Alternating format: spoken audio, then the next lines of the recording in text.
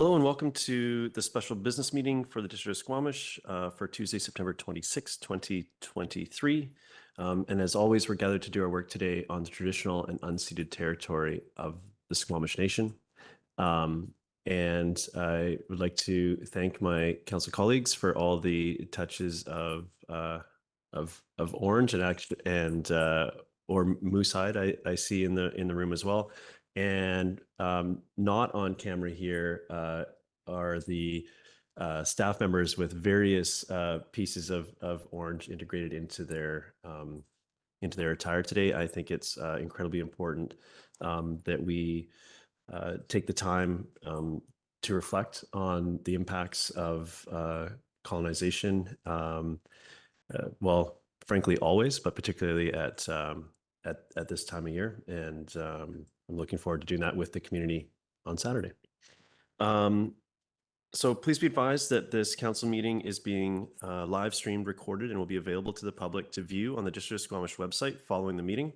If you have any concerns, please notify the corporate officer present at the meeting. Could I have someone move adoption of the agenda, please? Moved by Councillor Stoner, second by Councillor Hamilton. All in favor? Motion carries. Thank you. Now we're on to item 3.1, which is a request for proclamation for the Circular Economy Month. I'll pass it over to staff to introduce themselves on the topic. Thank you, Mayor and Council. My name is Laura Wittenzellner. I'm the Outreach Sustainability Coordinator on the Sustainability team, and I'm here with my colleague Shannon White. She's the Integrated Solid Waste Specialist on our team. The District of Squamish has supported the Federal Annual Waste Reduction Week for many years, and waste reduction has been and continues to be one of the core components of the work of our sustainability team. The Waste Reduction Week has recently been transformed into Circular Economy Month to create more space and capacity for educational actions and initiatives around educating on the circular economy and its principles. And in 2022, the district officially proclaimed October as the Circular Economy Month for the first time. The circular economy goes well beyond just reducing waste at the end of life stages of products and focuses on optimizing design, consuming fewer materials, maximizing value, and improving products and services to maximize use and eliminate waste. The circular economy aims to keep products, goods, and services in use for as long as possible. During the 2023 Circular Economy Month, which is October, the district will work with two community partners, the Squamish Climate Action Network and the Squamish Welcome Center, to execute several in-person events aligned with the principles of the circular economy. We're excited to have a repair cafe, a clothing and a book swap, and two upcycling workshops for residents. And these events will not only be used to put circular economy principles into action, like sharing, repairing, exchanging, and recycling goods and services, but we will also use those opportunities to provide education and to raise awareness through in-person engagement and messaging on social media and in the local print news. These events are also part of the district's work under the Community Climate Action Plan, the Zero Waste Action Plan, and the Circular Economy Roadmap. So today we're hoping the Council will proclaim October 2023 as the Circular Economy Month in the District of Squamish. Thank you.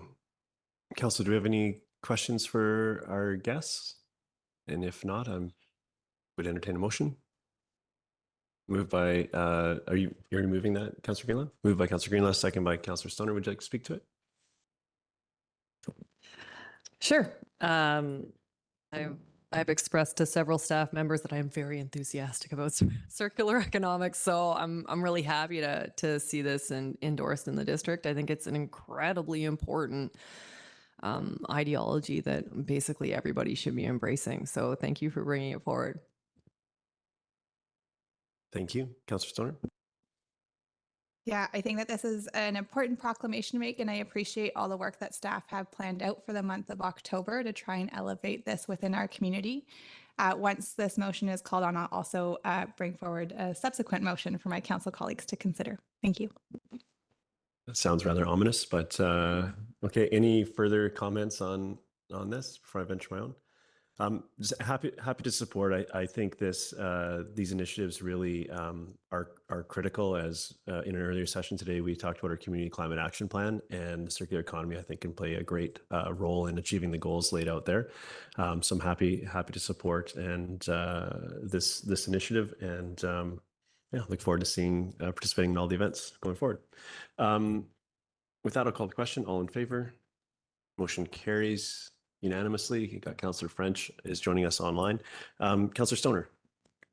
Yeah, thank you. So some may remember when this was previously Waste Reduction Week, we used to have a council challenge on who could produce the least amount of waste in the week, and we'd measure out and weigh all of our waste, and we'd come back with our tallies and see who the winner was. As we move to Circular Economy Month, that's a bit of a trickier challenge, but I would like to move a council challenge for who can provide the most unique or innovative item for repair, reuse, or rescue during the month of October. And staff would be able to, will be the judges of which item is the most unique.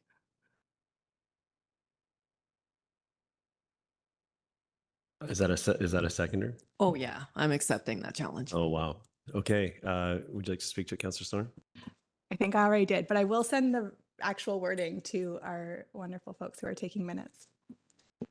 Okay. I feel like you might have a bit of a head start on us in this project, but that's okay. That's okay. Councillor Pettingill? Yeah, I'm intrigued. I'm trying to think of something, but just so I'm clear, do we have to be able to fix it as well, or just find something that's really unique for someone else to fix? I believe I heard staff say that there were 2 repair cafes, 1 repair cafe scheduled in October. And so I would say that you can find somebody else to repair it if that's what's necessary to keep it out of the landfill. Okay. Any further comments on this or clarifications of the rules, as it were? They're a little gray. That's okay. Okay. Seeing none, I'll call the question. All in favor? Motion carries. I'm looking forward to reporting out on this particular motion come November, I suppose. Okay. Thank you very much for joining us. Next, we're moving on to item 4.1, which is under staff reports, is Valleycliffe Childcare Partner Agreements. And we have our team joining us. Over to you. Or feel free to take a second if you need to get slides up or whatever else you need to do.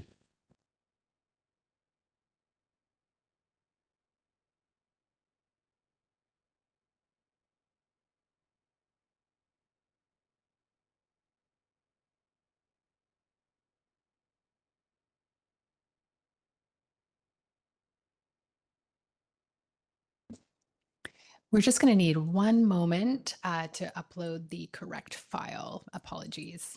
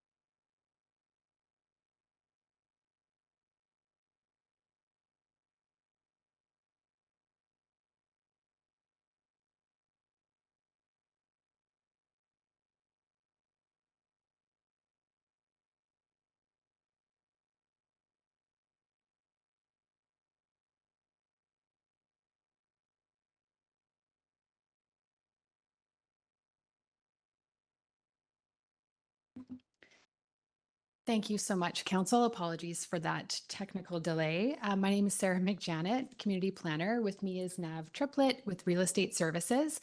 And I'd also just like to acknowledge and welcome our partners, Sea to Sky Community Services. So we have Chelsea Brubacher, Director of Service Delivery, as well as Cheryl Simpson, Manager of Childcare Services. So the Valleycliffe Childcare Project is a priority project that is helping us advance our OCP goals and objectives to increase the supply of childcare spaces within Squamish, as well as partnership building outlined in our childcare action plan. And as we know, available, accessible, and affordable childcare is a critical amenity and necessary social infrastructure to help provide quality early learning and enable local workforce participation. The purpose today is to seek council endorsement and authorization for 3 additional agreements for the Valleycliffe Childcare Partnership Project. Today's agreements include the partnership agreement with Sea to Sky Community Services and a sublease for the facility and its operation, as well as a landlord acknowledgement of sublease between the Board of Education, School District 48, and Sea to Sky Community Services. So I'll pass it over to Nav to walk through. Oh, I'm sorry. One more slide. Before summarizing the agreements and key terms, as a recap, this is a joint partnership agreement, as you know, and we have been the lead applicant to obtain the Childcare BC New Spaces funding. And with that successful award, our role has been to administer the grant and manage the project design and build out and subleasing the space to the operator. We received initial funding in March of 2022 of $2 million, and we were successful in obtaining another $500,000 in March 2023 through a cost escalation process. And in terms of the ongoing operation of the childcare facility, under the funding agreement with the province, there is a minimum 15-year operating period that is tied as a commitment with the funding. In terms of our updated timeline that you can see on the bottom of this slide, we are nearing the completion of the costing and final design stage. We have experienced some delays in this project this spring, summer.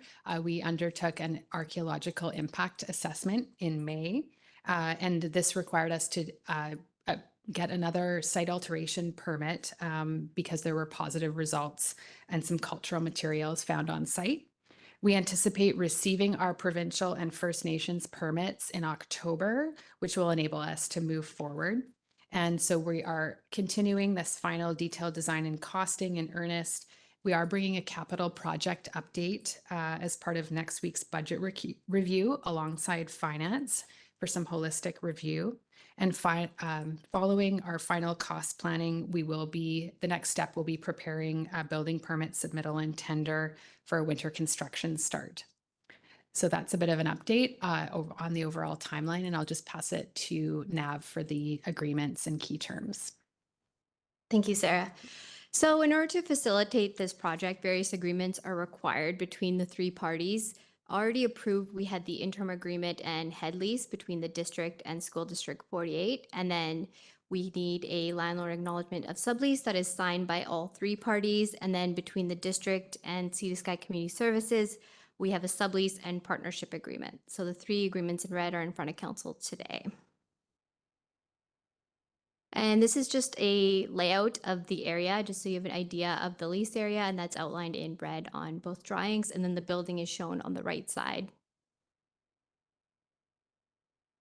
Key terms of the sublease, it's about 2,300 square meters. It's a nominal lease for $1. We have a 17-year term, which is tied to the head lease.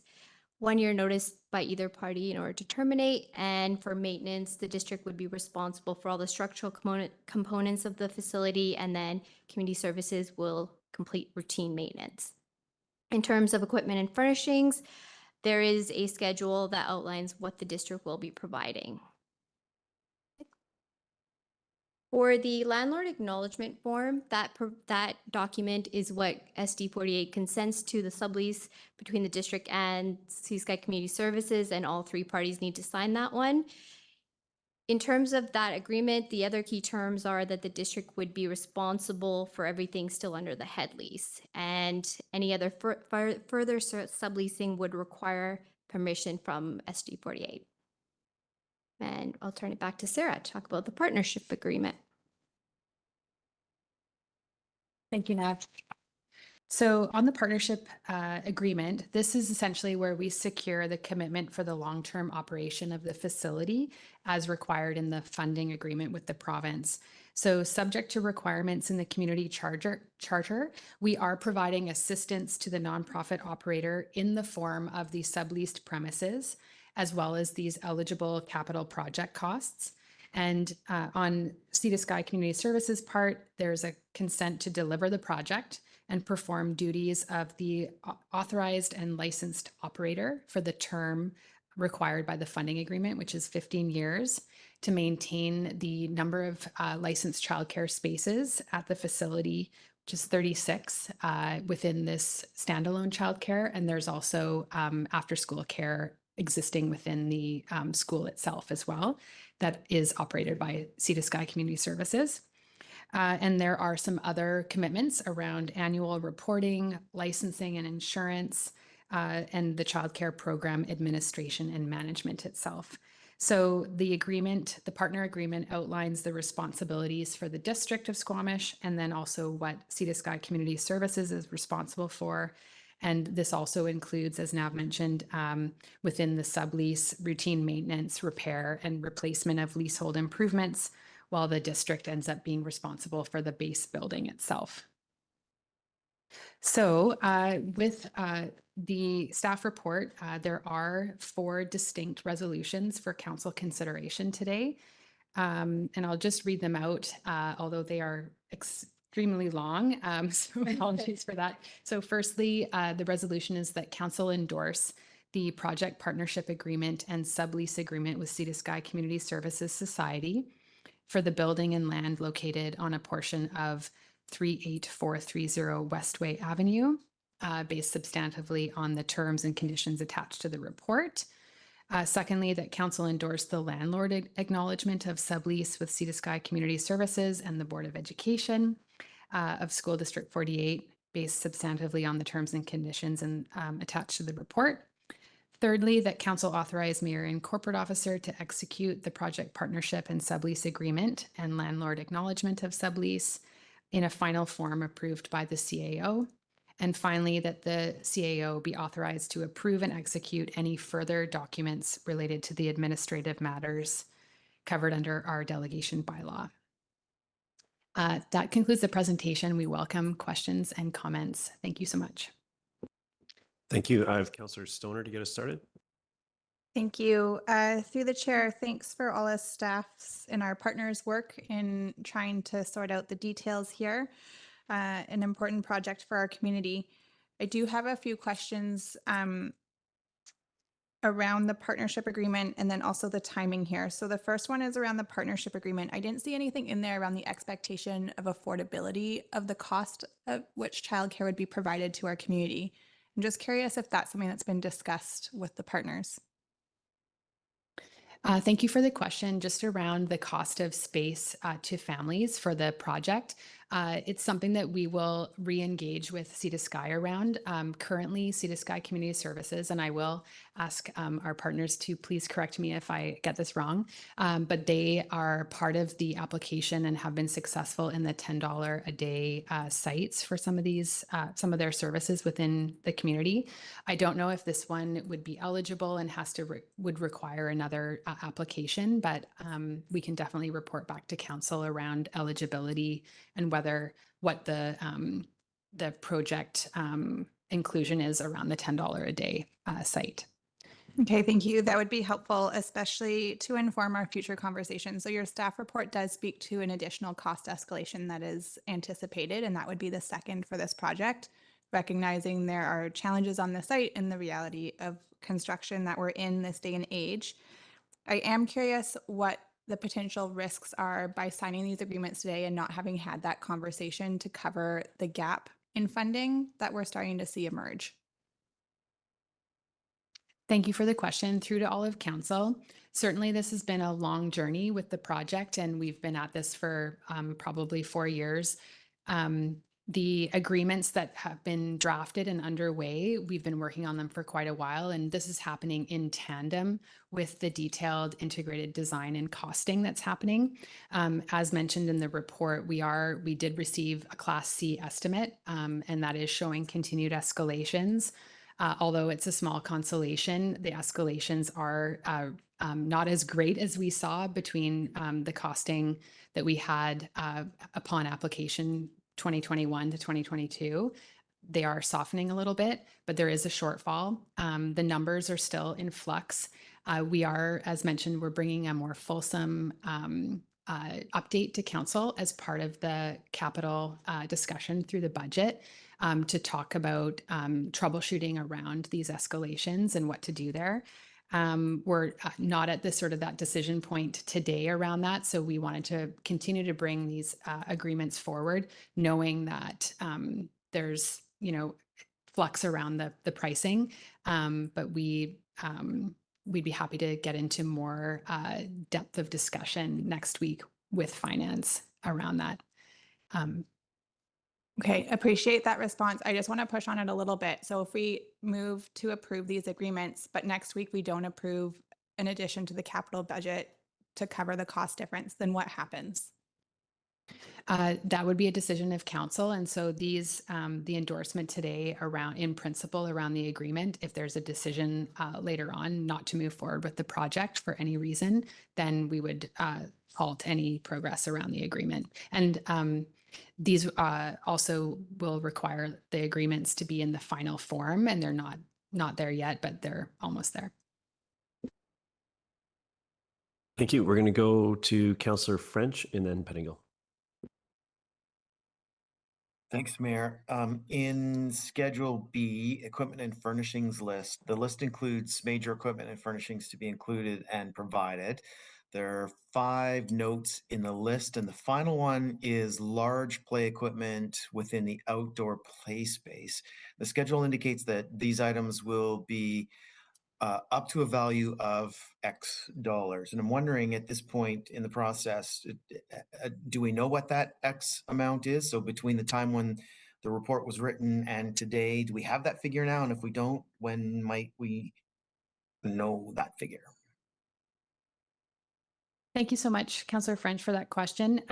The equipment appendix, Schedule B, the equipment and furnishings list, is an intention to be upfront about what is included within the base building in terms of fixtures and cubbies and all those types of built-ins and what's provided. And this is really helpful for the partner as they move forward with their own costing and equipment that they're bringing in.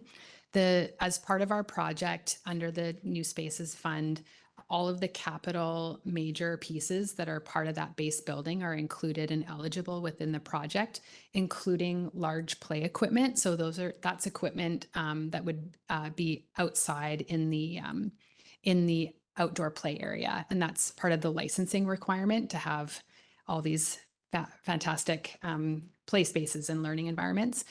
In the budget right now, we have a holding value of $30,000 for some of that play equipment.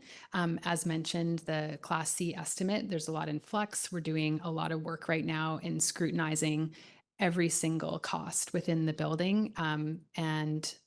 So our hope is to maintain good value around that outdoor play. But until that costing is finalized, we don't have a value there, but we will try and get as close to it as possible upon finalizing the agreement, as long as we get there. Okay, great. And I have one more. The commencement date is proposed to be the day immediately after ministerial consent is obtained. And I see on page 10 of 35 in the lease details document, a note that the commencement of construction of the leasehold improvements will occur on or before. And then there's a School District 48 note here that says parties to discuss appropriate outside date. So I'm wondering, what can staff tell us about the setting of this date? Has it been set since the agenda was created? Are we looking like this week, next month, next year? Thank you for the question. I'm hoping for some clarity, Councillor French. Is your question about the the ministerial date with the Ministry of Education. Could you just repeat the reference that you're speaking to? Yeah, I'm more concerned or interested in start of construction date. That's a moving target right now. Certainly, as we look at the costing shortfall or the costing, the budget piece, getting that authorization to kind of keep going. From there, we will look back at the schedule, and some of it is also tied into the construction start is tied into the site alteration permit piece with the province as well. So we're for sites where archaeological materials have been found, we are unable to do any ground disturbance until that permit is in place. So there's a number of components that are in flux that we're getting confirmation around, and the construction schedule and start date will fall out of the budget decision and the site alteration permit. Yep. Okay, great. Clearly many moving parts here. Thanks, Chair. Thank you, Councillor Pettingill. Yeah, thanks. And thanks for the work on this. It has been a long time running, and I just want to make sure I'm setting my expectations appropriately. So there was an initial escalation and there was a lot of lobbying with Pemberton, and we got those escalations covered. My recollection is we had indication from the province that, they sort of understood the circumstance. We might expect them to come along with us. So am I correct in thinking we are optimistic that the province will take care of this most recent round of escalation and we're just waiting for confirmation from them? Is that correct? To the escalation process that we went into with the province in I guess it's the end of 2022. That escalation process was involved, and our indication from the province at that time was that we were not going to go through the escalation process multiple times with the province. In the funding agreement, municipalities are like the grant or the grant recipient is responsible for cost overruns. That is clear in the agreement, something that we need to manage in terms of risk. And so that will be the subject of more discussion next week as we look at the cost escalations in more detail, the shortfall, as well as opportunities to leverage any potential funding on our end. But our understanding from the province to date is that that cost escalation, we can't continue to go back around cost escalations. Okay, so then what I'm hearing, I think then is there's no point in planning another round of lobbying. We need to think about scope and or funding it through taxes or different grants is sort of where we're at. I would never say no to lobbying. Like, I feel like this council does that so well. But at this point in time, staff's understanding from discussion with provincial staff is that municipalities that have been receiving funding, that we've gone through these escalations, but it's not a continual kind of open door around multiple cost escalation requests. Okay, thank you. And then just switching gears, and I believe we did have some discussion about this previously, but given our discussions this morning, I just want to understand, is the building being constructed so it can be moved at the end of the lease? I'm less worried given the partners involved in this case, but is that sort of the plan, that we would move it as opposed to tear it down at the end of the lease if the school board said, hey, we need to expand our school, we need the space back? Thank you for the question. Through to all of council, the building is being designed and constructed as a permanent building on the site. It's not a temporary or a portable building. Part of the decision around that was longevity and the ability to, for good value and to build a resilient building that will last, as opposed to putting up a portable that has a shorter lifespan. In terms of deconstruction with this, any building can be deconstructed and moved, but this is a not easily deconstructed. It's not a kind of like a modular mobile type building that can be lifted up and placed elsewhere. So if I can follow up on that, and that in general makes sense. Again, I'm less concerned because of the partners involved, but it does strike me a bit strange then the language of the contract is pretty explicit that at the end of the lease, we're responsible for removing the structure and everything, which kind of goes against that. Is there a reason why we went with that language given our sort of long-term intent with the building?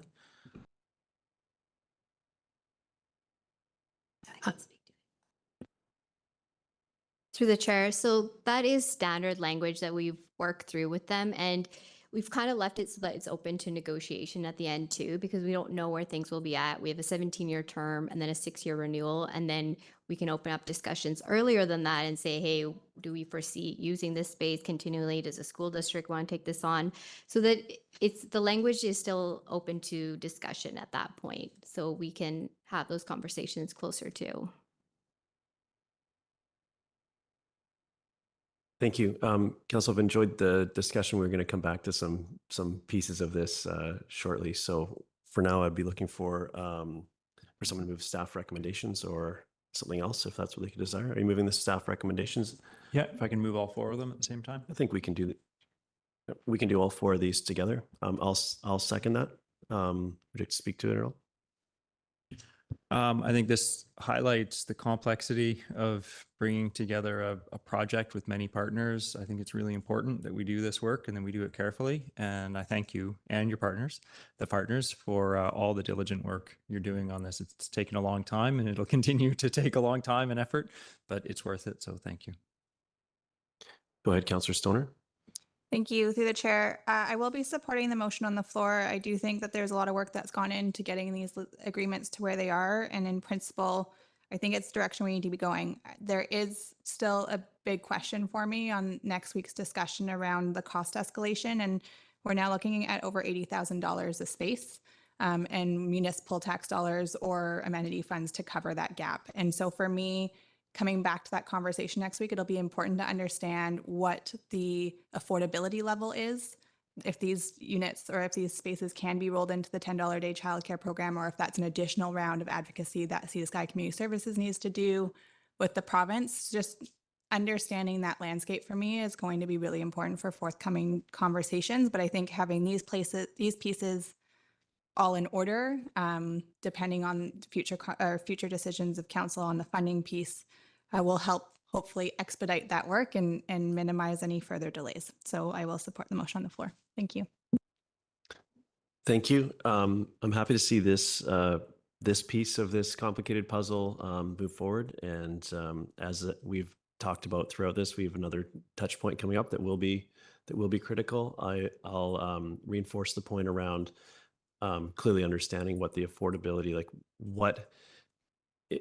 what is the product that we're delivering to the community, particularly when we're being asked for, to take some steps that we weren't considering or that we've done our best to avoid along this journey of childcare thus far. So understanding that would be helpful for me as well. Seeing no other hands, I'll call the question. All in favor?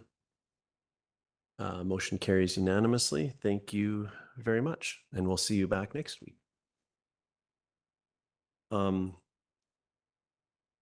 So, council, we're slightly behind our projected time, but we're going to go to item 4.2, which is the 2024 permissive tax exemption discussion with Ms. Souza from the Director of Financial Operations.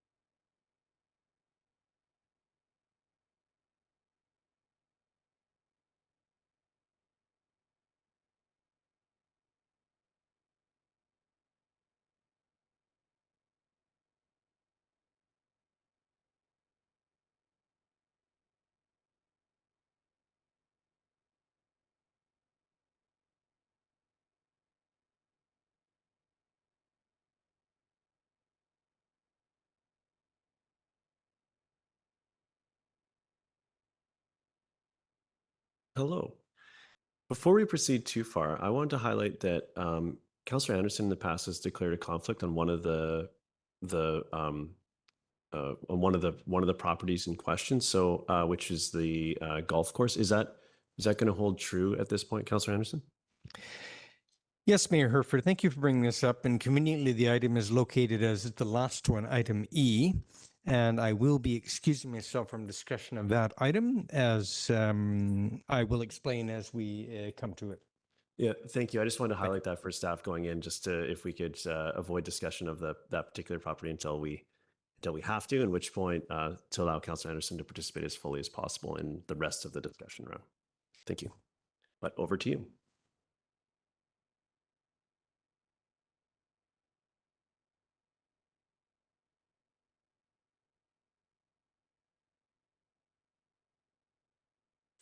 Good afternoon, Mayor and Council. My name is Rianne Sousa, and I'm the Director of Financial Operations at the District. To assist with addressing me, my pronouns are she and her. I'm here today to present on permissive tax exemptions, also known as PTEs.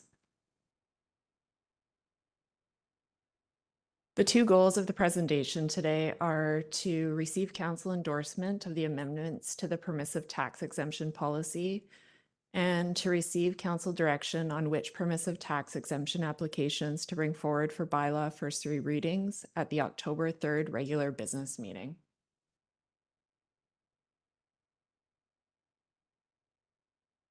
For Council and the community's background, I'll first review the legislation. A council may by bylaw exempt land and or improvements from property taxes, which are referred to as permissive tax exemptions. A permissive tax exemption will exempt all property, municipal and other, and redistribute the taxes to other taxpayers. A permissive tax exemption may be granted for up to a 10-year period, and Council must give public notice of the proposed permissive tax exemption bylaws prior to adoption. A permissive tax exemption differs from general statutory tax exemptions granted under Section 220 of the Community Charter, and that the decision to grant a permissive tax exemption is at Council's discretion.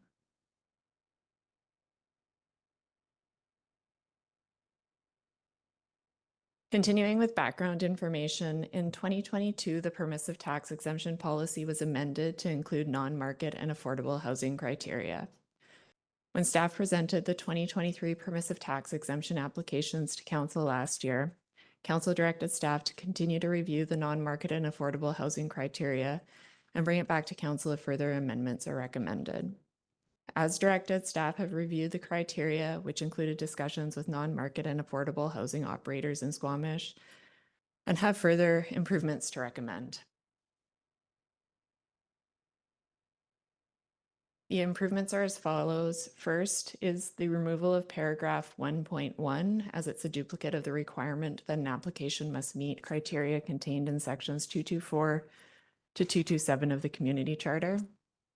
The second is removal of the criteria that a non-market and or affordable housing operator of a provincially owned building is not eligible for a PTE, as the ownership of the building is not the driver as to whether the operator will receive property tax funding. The third is to add a criteria to clarify that if a non-market and or affordable housing operator is eligible for property tax funding, that it's not eligible for a PTE to ensure other funding sources are exhausted before applying for a PTE. The fourth is to change the application due date from the last Friday in August to the due date published in the application to allow appropriate time for staff to perform due diligence procedures. The District of Squamish PTE program has an annual intake. This year, 8 applications were received. Staff assessed the applications against both legislation and the district's PTE policy. A detailed summary of each organization can be found in the report to Council. Although the Squamish Valley Golf Club is on this slide, I will not speak to it while going through it. I'll now move into permissive tax exemption applications that staff reviewed. I'll speak to whether they meet eligibility criteria and the estimated PTE value for 2024. The Mamquam River Access Society's application meets both the legislative and district policy criteria. The estimated PTE value for 2024 is $1,381. Sea to Sky Community Services Centerpoint and Riverstone's applications meet the legislative criteria and the amended district policy criteria. The estimated PTE values for 2024 are $15,990 and $23,703 respectively. To note, if council does not approve the staff recommended amendments to the permissive tax exemption policy, the Sea to Sky services applications will not be eligible. The Sea to Sky Community Services Boundary and Youth Center application meets both the legislative and district policy criteria. The estimated PTE value for 2024 is $7,427.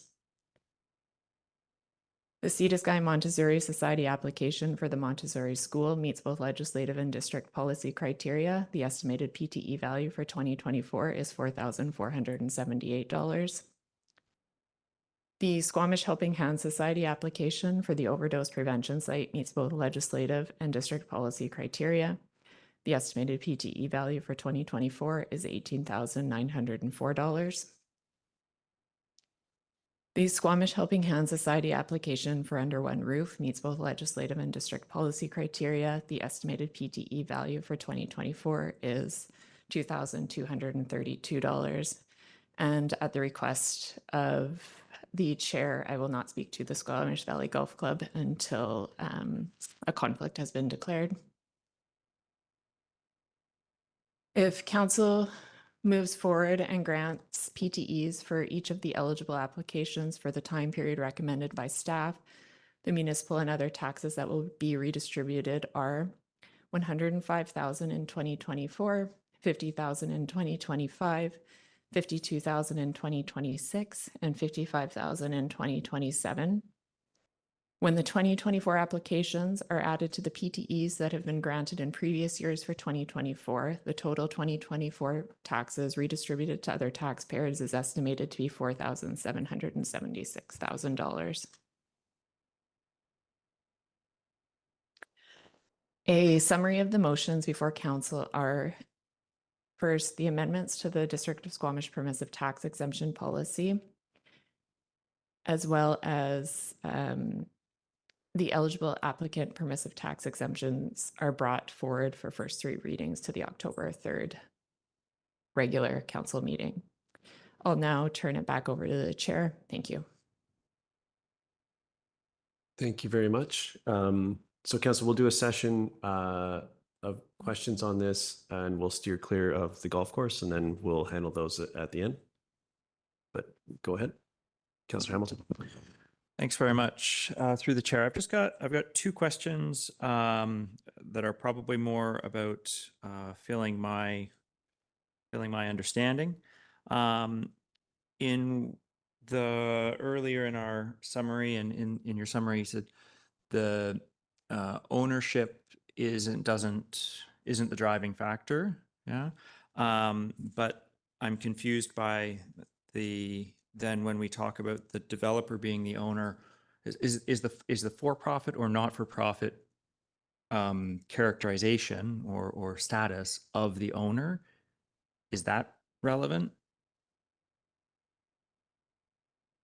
Yes, it is. Under the community charter, only our for-profit companies are automatically not eligible for a permissive tax exemption. Okay, thanks. Then my second question, in the community charter under the statutory tax exemptions, 221.L talks about statutory tax exemptions for private schools. Does the Montessori qualify? I assume they would, I assume there's not some grand mistake here, but why doesn't the Montessori school satisfy the requirements for the statutory tax exemption? I don't have the legislation right in front of me, but I can confirm that they don't and can bring that back at a further time. Thanks. I'll hold my other question for later. Thank you. Councillor Stoner. Thank you. Through the chair, wanting to pick up on the piece around the ownership of provincially owned affordable and or non-market housing buildings. We had a lot of discussion about this last year when we first brought this policy in. Appreciate that staff have had a year to work with it. It still feels like a little bit of a download. It's a provincially owned building, and they're choosing not to pay municipal property taxes. So how does that differ from other provincially owned buildings in the municipality? Once a so to take a step back, provincially owned buildings are generally statutorily exempt from taxation. What does make them taxable is when they're vested. So the fact that a nonprofit is operating out of those buildings then makes it taxable. And do we have a sense if there's other municipalities who have moved in this direction to support this level of permissive tax exemption for provincially owned nonprofit housing? Last year, when we were researching this, other municipalities, it was quite a range as to when they supported it and the level of support. So in terms of the specific circumstance as to whether a provincially owned building hasn't been a topic of discussion that we've moved into. And from our nonprofit housing providers, do we know if they're advocating to BC Housing to to extend their contracts to cover these sorts of costs, or is this just something that they're expecting the municipality to do?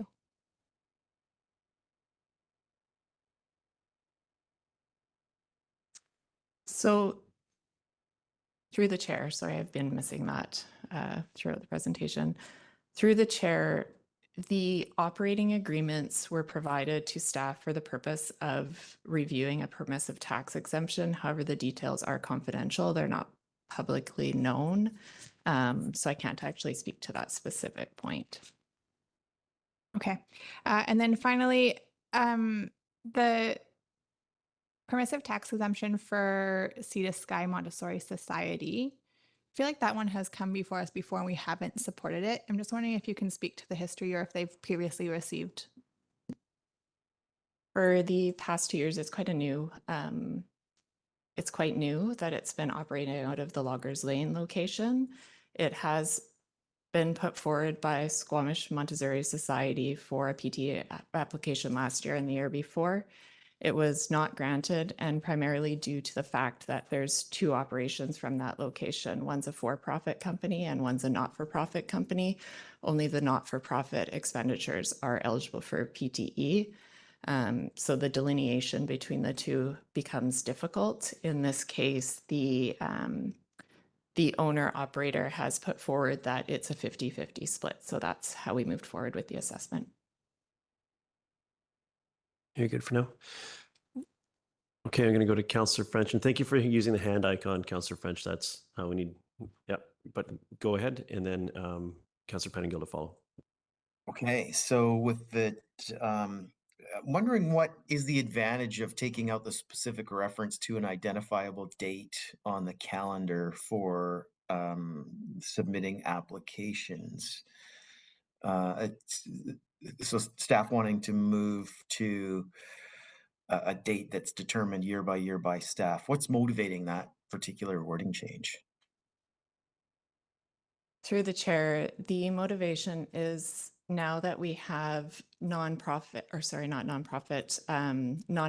well as affordable housing organizations applying, the complexity of review has increased significantly and takes significantly more time. So that's why we are proposing to move back the due date to make sure that we do have the appropriate amount of time to review those applications. Okay, so then my next question was going to be, will it still fall close to that traditional last Friday in August? And I'm anticipating the answer to that is no, because you need a bit more time. So what length of more time are you anticipating might be needed? Through the chair, we're still working through the details of the additional time that would be needed. However, when moving the due date back, it would be well shared with the public so that the public is very aware that of the date. And in addition to that, any PTEs that are expiring, we do notify the operators so they're aware that they need to reapply, as well as what the deadline for applications are. Great. Thank you for that additional info. Thank you. Councillor Penigal? Yeah, a couple things. So as I recall, religious organizations have a statutory exemption that, for the building. Is that correct? Yes, under section 220 of the community charter, religious building or organizations receive a permissive tax exemption for the building and basically the footprint. So then the other area is taxable unless a permissive tax exemption is granted. Okay, so we have a list of criteria about what things we sort of look for, I guess, in non-statutory PTE applications. But are we able to sort of, as we do with community enhancement grants or did in the past, ask for a report, even when organizations have a statutory exemption of, you know, roughly how many people they serve, the demographics of who they're serving. So even if we, you know, it's statutory, we still have an understanding of the benefit for that exemption. Through the chair, as part of the application process, the application does request that information. So if that's something council would find helpful to include in the PTE presentations going forward, that can be done. Yeah, I personally, I'll see what my colleagues think, but I think that would be useful for us and the public to sort of be aware of sort of, you know, cost benefit of these exemptions. The other piece, I note 2.1 in the existing policy, council may consider to not give a grant and aid for organizations receiving a permissive tax exemption. But when I look at our existing grant and aid policy, I don't see the sort of companion to that. And I don't believe, unless I'm mistaken, our partner organizations that are actually delegating those grants now are checking PTE. So is that sort of an obsolete piece, or is that something that we need to beef up, or are we sort of validating that? And I guess the concern was that we're actually giving some organizations a greater piece and wanting to understand how much we're actually sharing. Through the chair, although I wasn't here when the policy was first drafted, certainly here when it's being amended, it's a provision that gives council the option. It doesn't mean that council can't grant a grant and aid. It could be removed because the same outcome. It's the same outcome, whether it's in there or not. If directed, we can remove that. Yeah, I don't have I wonder if this is a council decision, if we actually want to remove it or want to put a companion piece in the community enhancement grant, or just make that a criteria so there's an understanding of who overall is getting how much money. Just something that jumped out at me, but I'll leave it there for now. Thank you. I'll venture a question of my own. In the staff report, some of the numbers of the estimated PTEs I felt were a little, they seemed odd. They seemed odd to me, and I wonder, just to make sure that I'm going to understand this completely. When we look at, we can use it. Let's use the overdose prevention facility and under one roof. To me, the numbers for under one roof, the exemption would be for $2,232, but for the other facility, it's $18,000. And given the footprint of the one of under one roof is substantially larger, can you help me reconcile those and Through the chair, under one roof is 97% class 3, and that doesn't attract property taxes. So only 3% of under one roof is attracting property taxes. Okay, thank you. The something else is going on radar was going off, and there it is. Okay, so then the 37870 Third Ave would be 100% of the taxation for that property. Is that correct? Through the chair, yes, that's correct. Okay. No, thank you. That fills that gap in understanding for me.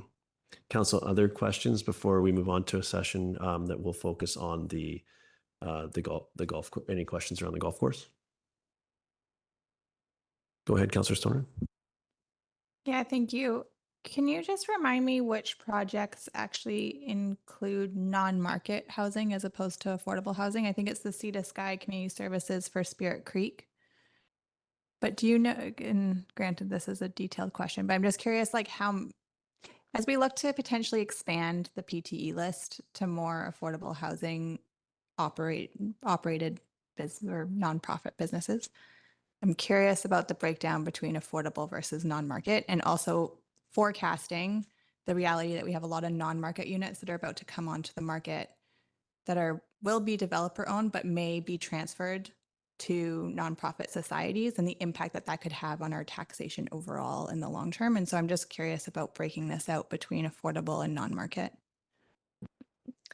Through the chair, since both are eligible under the permissive tax exemption policy, I didn't request that specific information from the operators.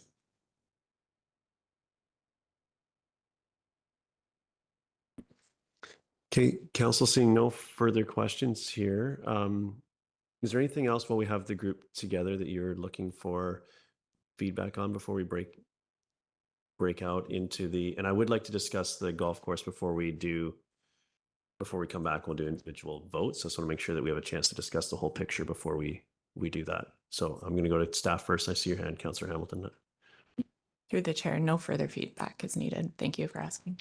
Thank you. Councillor Hamilton, did you have I was wondering if we should sever the motion so that we discuss the first four, conclude on those, and then continue to the fifth. My preference right now is if we can talk about before we move anything, if we could talk about the item on the list we haven't discussed yet, so we can look at the entirety, and then we'll absolutely sever. So, Councillor, yes, over to you. Thank you, Mayor Herford. I wish to declare a conflict on the matter of the Squamish Valley Golf Club application. As a member of the affiliated House Sound Curling Club, my annual fees could potentially be affected by the outcome of the golf club application. Thank you, Councillor. So we'll give Councillor Anderson a minute or two to exit, and then we'll take on that discussion, and then we'll have him back, and we'll go through the votes, and then we'll sever off this piece again. Okay, as Councillor Anderson has left, we can discuss the topic he was in conflict on.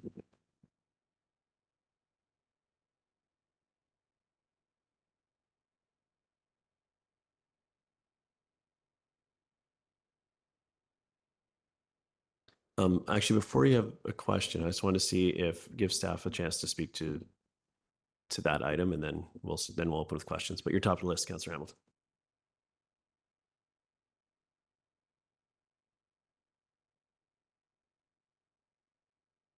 The Squamish Valley Golf Club application meets both the legislative and district policy criteria. The estimated PTE value for 2024 is $31,171. Thank you. Councillor Hamilton. Thanks very much. And so that I understand more the context of the Squamish Valley Golf Club, what is my understanding is the land this is not what we're talking about here. It's the upgrades, the buildings. Is that the thing that that is attracting the property tax, the building improvements? The full lands are leased, and it is the full lands. The way BC assessment works with property valuations is once something is specific use, it significantly reduces what the property taxes are.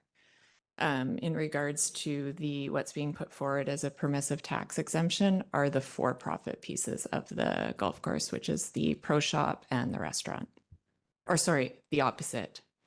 Everything but the pro shop and restaurant is being put forward for a permissive tax exemption. So the use of the golf course itself, we would be awarding a permissive tax exemption effectively for playing a round of golf? Yes, that is correct. Councillor Pettingill. Yeah, just well, the phrase attracting property tax is just a funny phrase to me. But my question, or I just want to confirm, and I think I stumbled over this every year, the first few years on council, but we have as I understand, a long-term agreement with the golf course that effectively obligates us. We still have to go through the process, but there's an agreement in place that ensures they have a PTE. So it's effectively a non-discretionary permissive tax exemption for the golf course until the end of that agreement. Is that correct? Through the chair, it is correct. There's a long-term lease agreement in place, and it's in place until 2029. And in the lease agreement, it does say that the property taxes will be estimated to be approximately 45,000. This is a summary, not the exact wording, but approximately 45,000, and we'll bring it down through a PTE. It does say that is at council's discretion each year.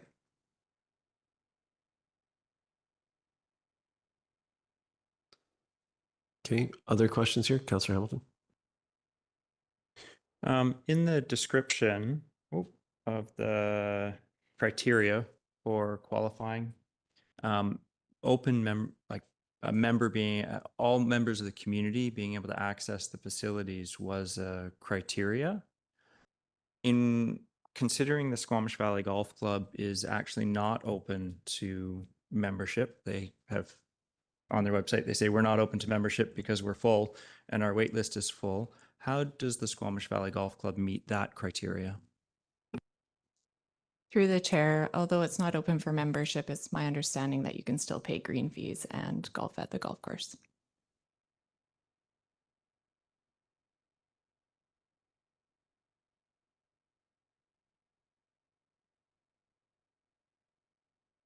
So council, I'm not seeing any other questions on this piece, and I would, and as I think about sort of the mechanics of handling the conflict we have, I think we should sever them, but we can start with this one, and then we can invite Councillor Anderson back to participate in the rest of the discussion. It'll just be a little bit cleaner that way. So I need to go back to the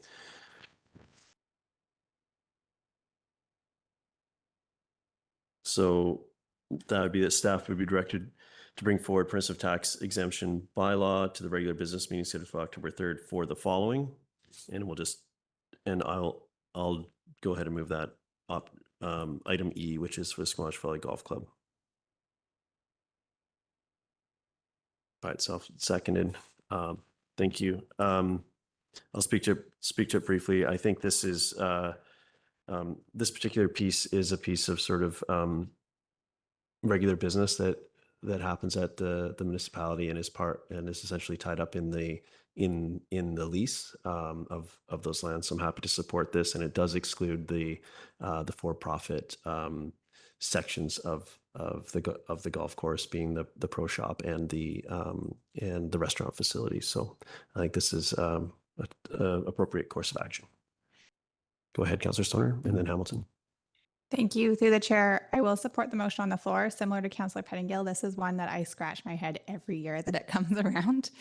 There is an additional line that came out in the discussion today that it's at the discretion of council on an annual basis in the lease terms. But that being said, there are still lease terms, and I think there is a bit of a precedent or an expectation from the proponent here that there is a PT that is granted. And so I think at this point, it's wise to follow through with that, but interesting to consider potentially for future years and definitely once the lease expires. Thank you. Councillor Hamilton. So I'm obviously in the first year head scratching phase. I'm struggling with this to see. I understand how the golf course and the curling club are valuable assets to our community. But when I look at the other things that we're considering for permissive tax exemptions, this seems like in a different category. I understand that the pro shop and the restaurant are separated from this, but it's very difficult to run a pro shop without a golf course. When we ask what we are subsidizing here, what we are asking other taxpayers to fund the bill on, it's somebody who can already pay $70 to $80 for themselves to play a round of golf. And while that might be, I don't play golf, so I don't know if that's a very affordable rate for a round of golf, but that's still not within the affordability band of many of the people that we are seeking to help with these permissive tax exemptions. So going through just exactly that explanation, I am going to vote against this motion. Thank you. Councillor Pettingill?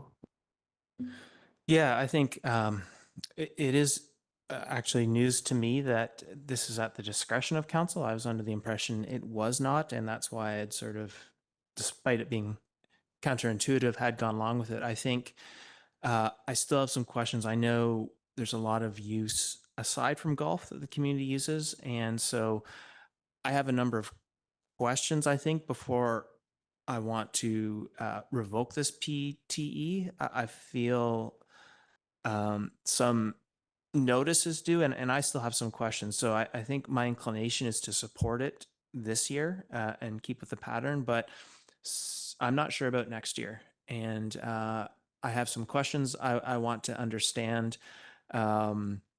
And so for me, this is a discussion that we need to have. And I'm not sort of presuming which way I will go, because again, there are other things happening there besides golf, and I want to understand that well. But for me, this is one for a number of the reasons my colleague spoke about, that it does deserve some consideration in the light of all the other things that are and aren't taxed.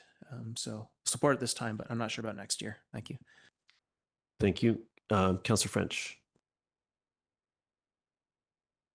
Thanks, Mayor. I am going to support this this year, and I'm doing so because I don't wish for Squamish Valley Golf and Country Club to be blindsided, and I think that they would be if we were not to support this year.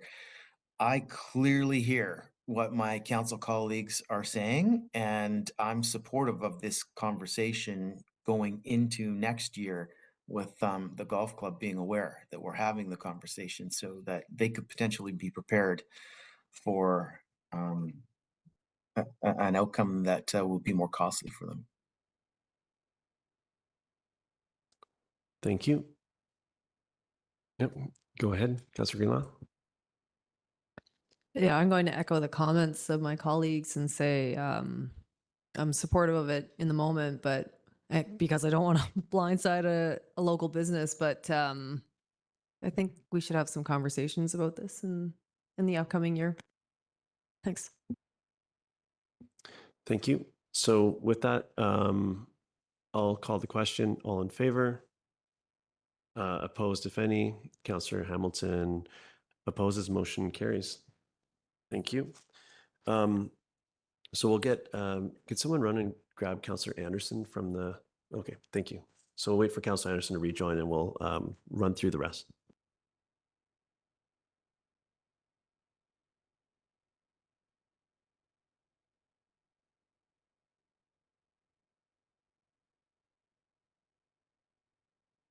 Welcome back, Councillor Anderson.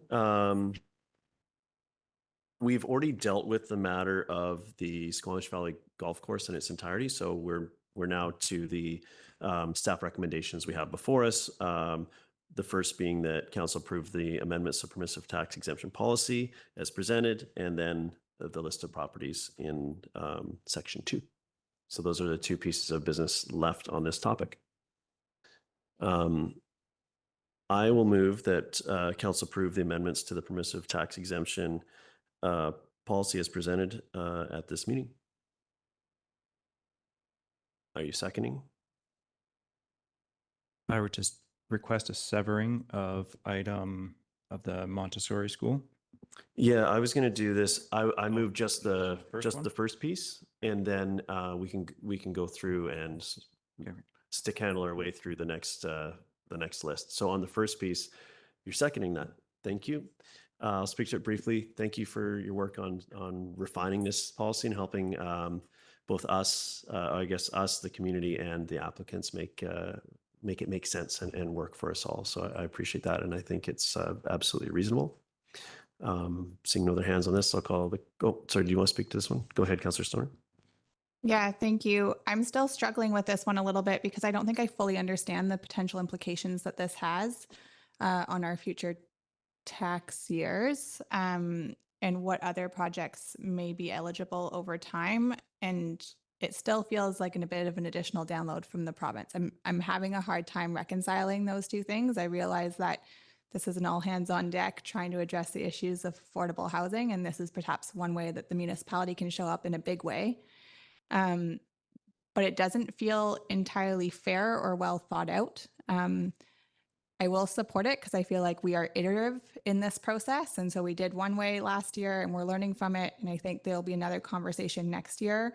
And I think in the interim, also having a conversation with our nonprofit housing providers and BC Housing around recognizing the impacts this is having on municipal budgets. So I think this is an advocacy piece that is landing with us, with BC Housing in the province.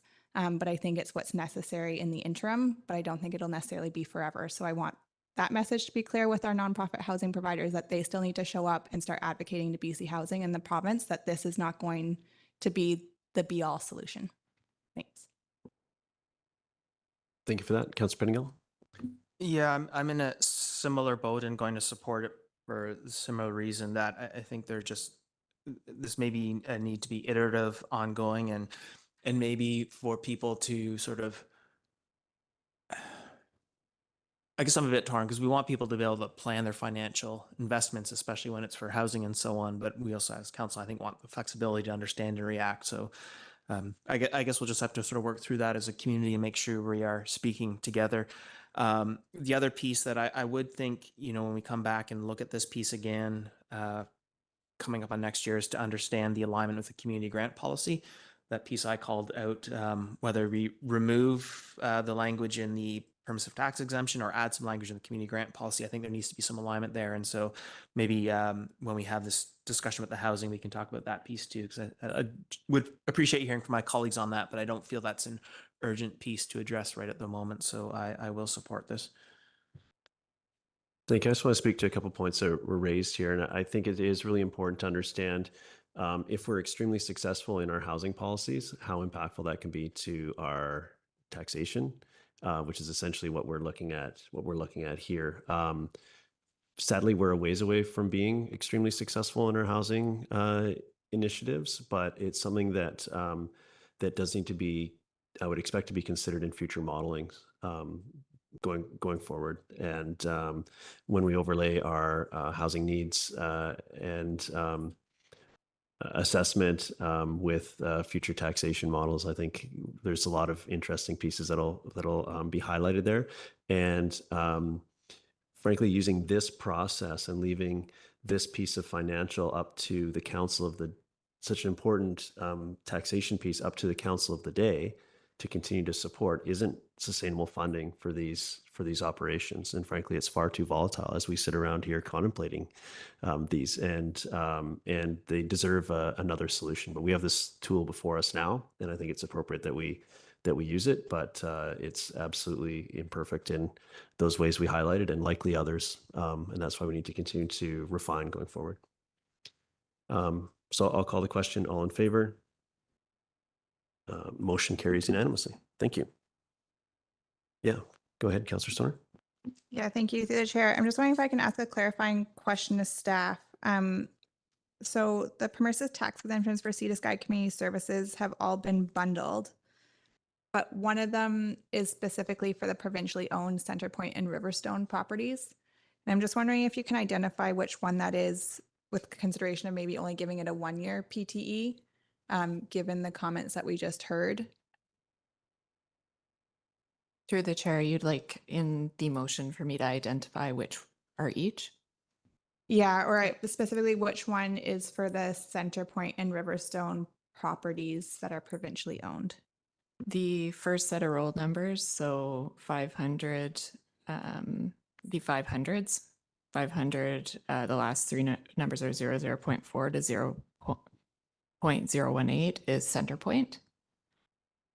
The next ones for the 400s ending in 0.002 to 0.016 are Riverstones. And then the next one is also Riverstones. So ending in 0.037 to 0.051. And then the single roll number starting in 500, ending in 0.005 is Spirit Creek, the Buckley Avenue property.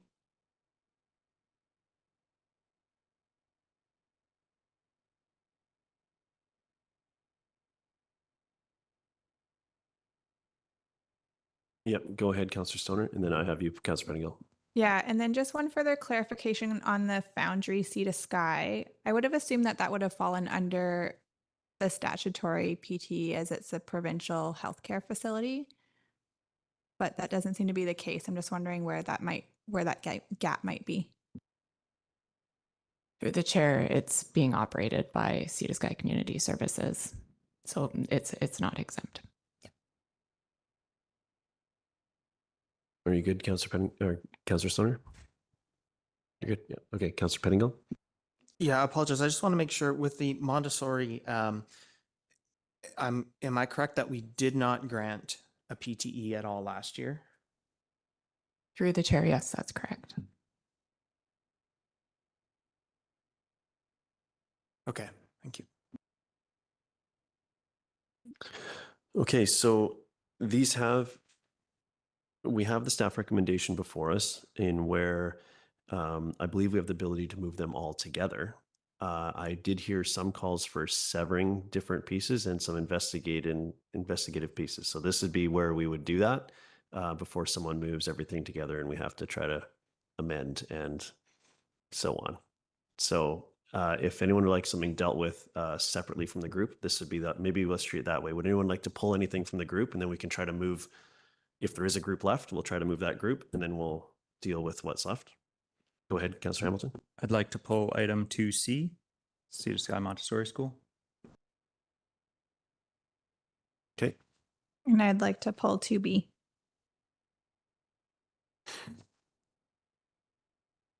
Okay, so what's left is that the staff recommendation would include item A,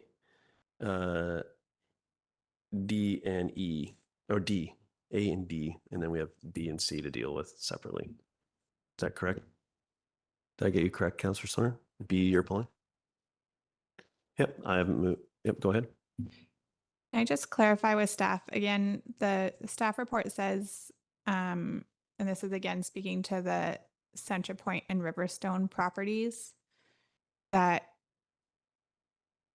as per the motion, would that be a 4-year PTE that we're proposing, or is it still a 1-year PTE? Through the chair, the recommendation was 4 years, and the reason it was 4 years is we try to align all similar organizations with the same end date so that they all come to council at the same time for consideration. So the ones that were adopted last year have 4 years left on them.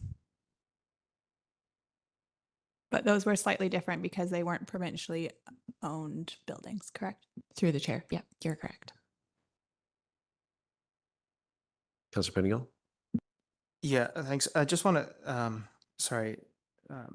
with the Montessori, they are the beneficiary of a CAC agreement for a Finch Drive development. Like we have dedicated some space as part of a CAC, and it's I guess the not-for-profit side of that school that is the beneficiary of that. Is that accurate?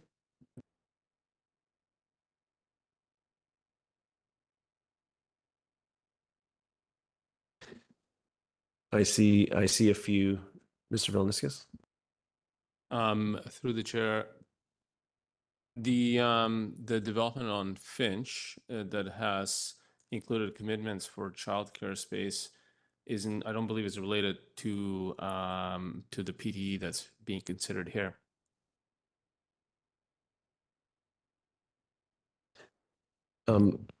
Just on that line of questioning sort of triggered something for me, but do you have an answer on this side or you want to confer?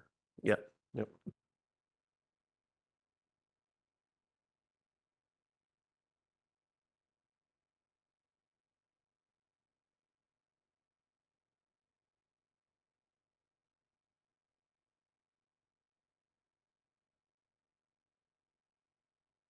So, council staff's asking for a timeout, so we'll take a 10-minute recess.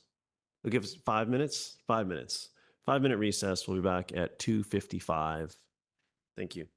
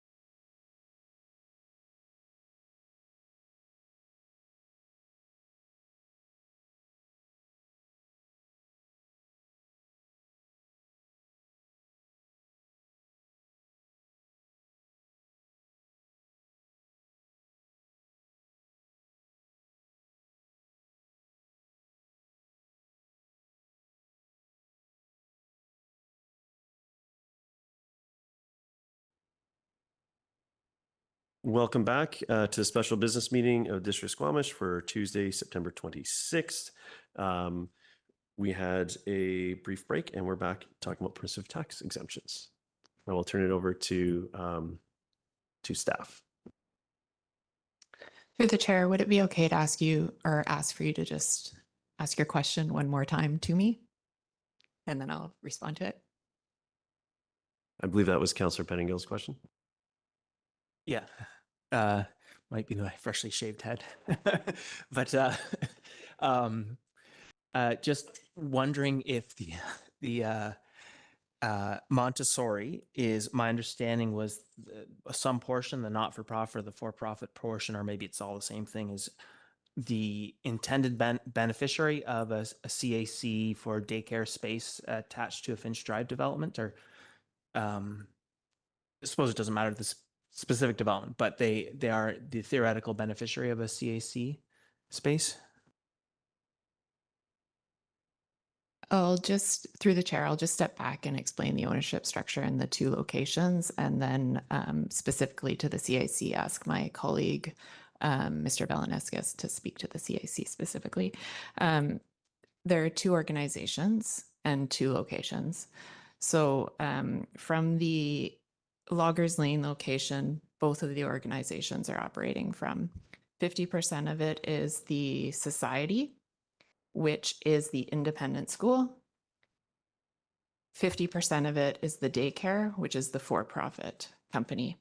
The for-profit company also operates out of Finch Drive. The society doesn't operate out of Finch Drive. So the PTE, that's before council, is the 50% for the society, which is the independent school. And then in regards to the CAC, ask my colleague, Mr. Valleycliffe, to assist. Thank you.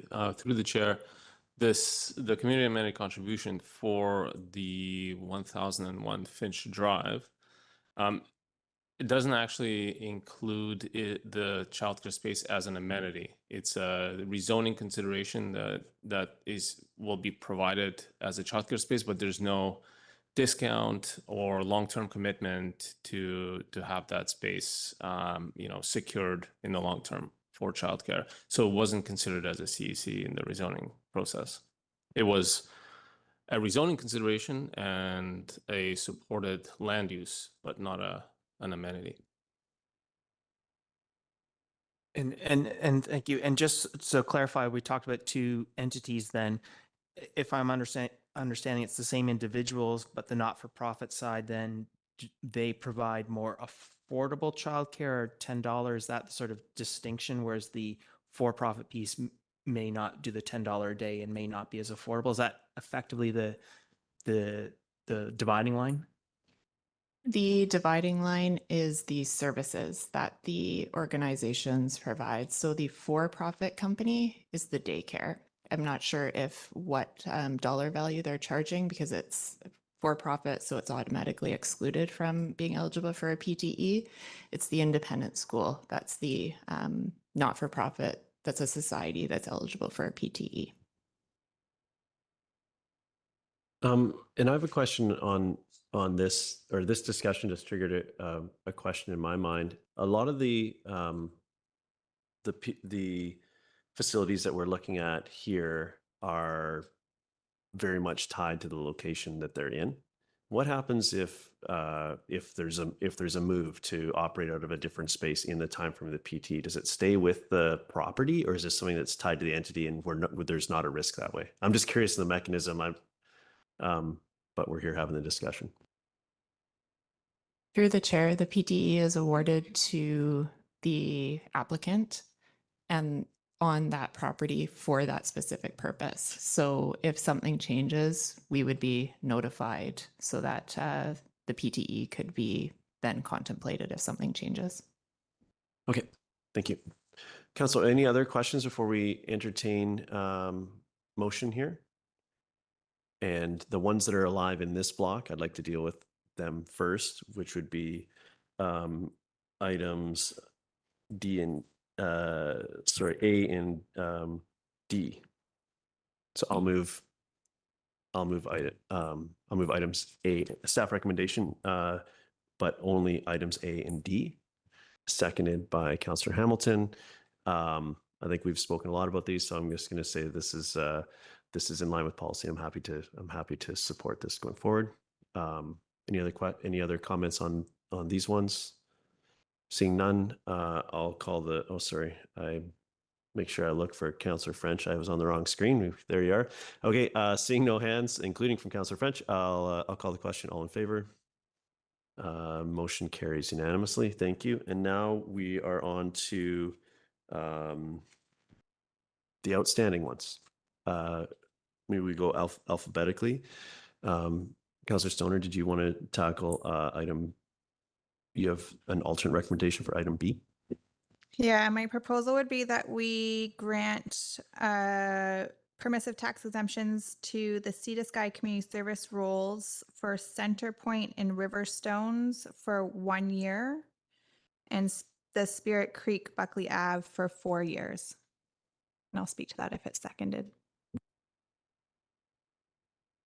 Okay.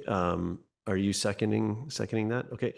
So Councillor Pettingill seconds, and I just wanted to clarify: does council need a little bit earlier? Staff gave us the specific numbers. Does everyone understand the pieces that we're talking about with this? And if anyone doesn't, we can get that staff clarity again. But I feel like the motion captured it. Okay, go ahead, Councillor Storm.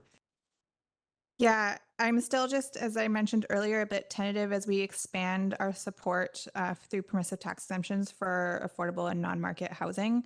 I do think that there's a wide variety of approaches here across different municipalities in the province. And I think that, as I mentioned earlier, in an iterative approach, that it would be better to do this for 1 year and better understand what the implications are and what further advocacy points there can be to BC housing in the province, to better articulate what the implications are on our limited ability to raise revenue as a municipality. And so I feel more comfortable doing this as a 1 year PTE and reassessing and giving ourselves a bit more time to understand the implications and the opportunities for better partnership with the province. Thank you. Anyone else on this topic? Okay. Yeah, I'll be supporting this motion. I think anything we can do to to both support our nonprofits in providing affordable housing and push back on downloading, if we can do that simultaneously, which this motion I think does, I'm happy to support. So I'll call the question. All in favor? Motion carries. Thank you. And now we're on to items, the last remaining item, item C, Sea to Sky Montessori Society. This was asked to be severed. I think it was Councillor Hamilton. Would you like to speak? Yeah, thank you. I'm having trouble with this PTE because I think that I see the responsibility to distinguish both the responsibility and the challenge to distinguish what fraction of your organization or structure is doing something in a building and not. And I see that as challenging. It appears to me like they've said we're 50-50. And I think that is it's a challenging paradigm because we can open up many options for somebody to be running some not-for-profit wing out of the corner of the office and getting a 50-50 tax break on the rest of the office. I would have expected that the Montessori Society, I don't fully understand why they don't qualify under the statutory tax exemption, but I will obviously just accept that they don't. So I think that it is the responsibility of the organization applying for a permissive tax exemption to make sure that it's absolutely clear what we are offering them a tax exemption on. And I don't think that bar has been met here because they're running both a business that does not qualify for tax exemption and a business that could qualify for tax exemption under the same roof. And unfortunately, we can't distinguish one from the other in this case. So I will not be supporting the motion for the permissive tax exemption for Sea to Sky Montessori School. Okay, so we haven't had a motion moved. So I get that you're not supportive, so therefore don't move it. That's fine. Or move it and we can vote it down. So let's put this on the table. I'll move the permissive tax exemption for the CSK Montessori Society. If there's a seconder, I'll speak to it.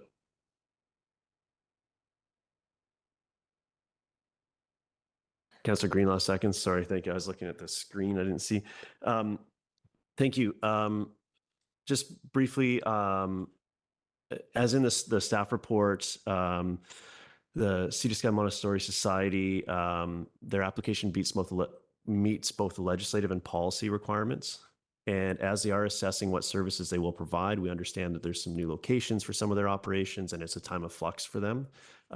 What's being proposed is a 1-year PTE, which will enable the review of the operational split and what services they're providing for that 1-year term.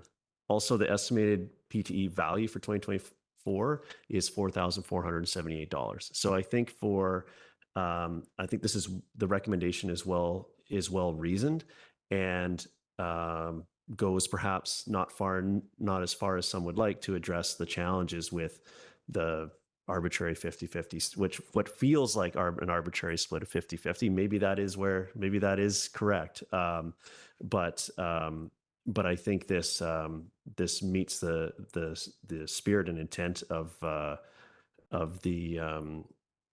our current policy, and the 1-year term gives me comfort around those other pieces that we've been discussing around the table.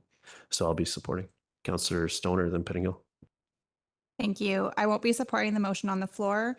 I think in addition to having some trepidation around the 50-50 split, in the past, we haven't previously supported things or requests around or related to schools unless it actually met the statutory requirements in the community charter.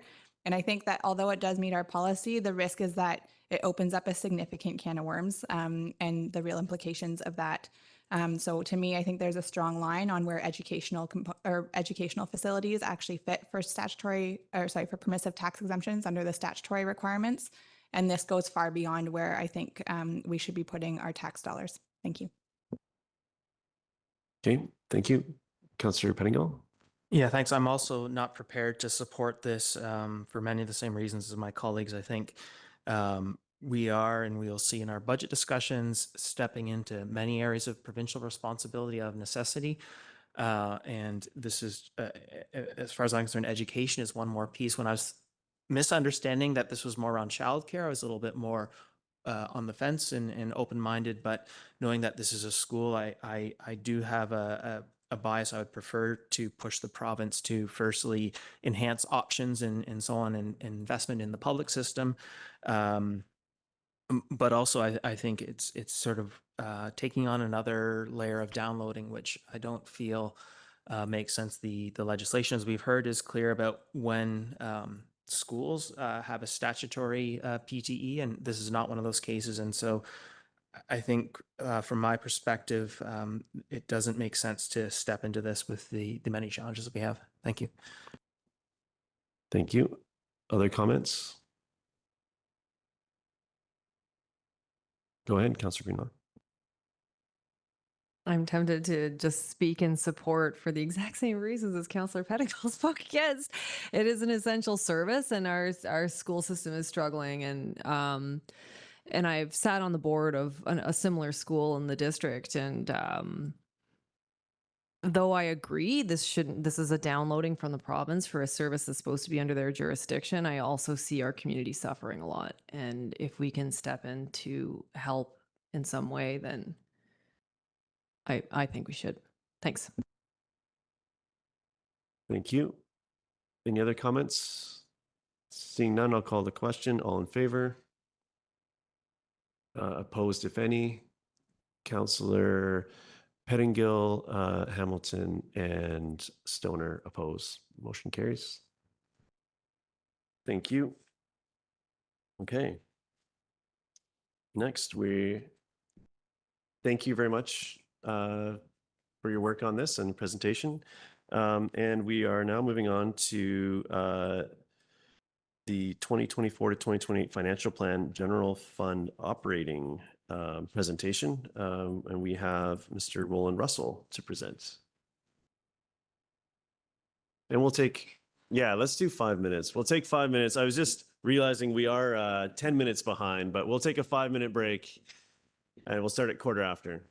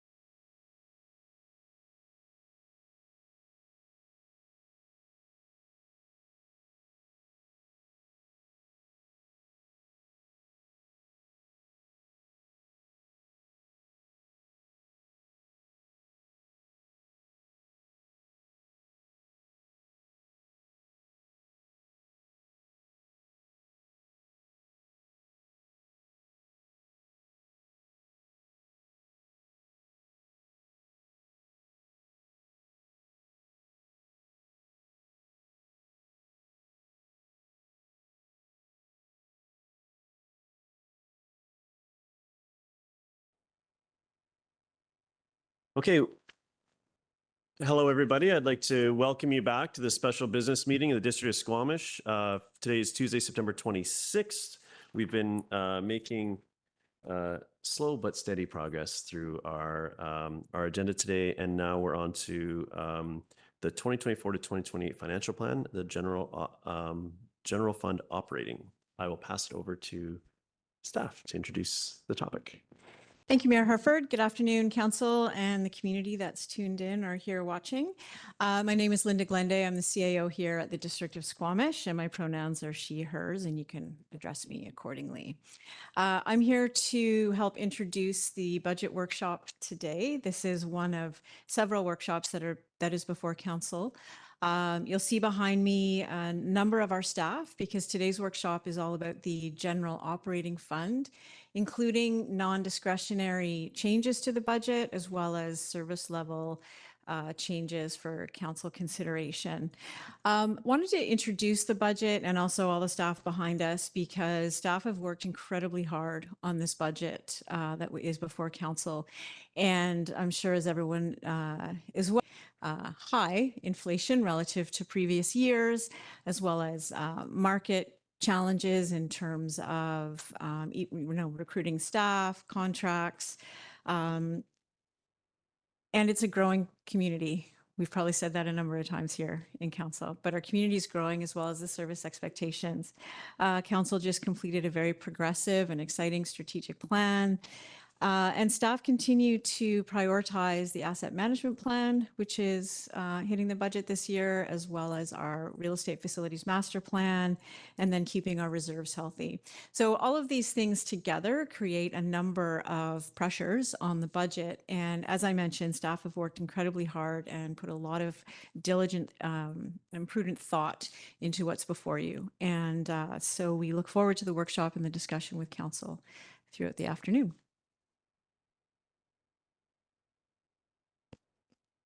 Great. Thank you, Ms. Glende. Good afternoon, Council. My name is Heather Boxrud, General Manager of Financial Services. And I will have Mr. Roland Russell, joining me today, our Senior Financial Analyst. The staff recommendation today before you is that the District of Squamish include the non-discretionary changes to the 24 to 28 financial plan as presented in the report from Financial Services dated September 26, 2023, and that the District of Squamish include the service level changes to the 24 to 28 financial plan as presented in the report from Financial Services dated September 26, 2023.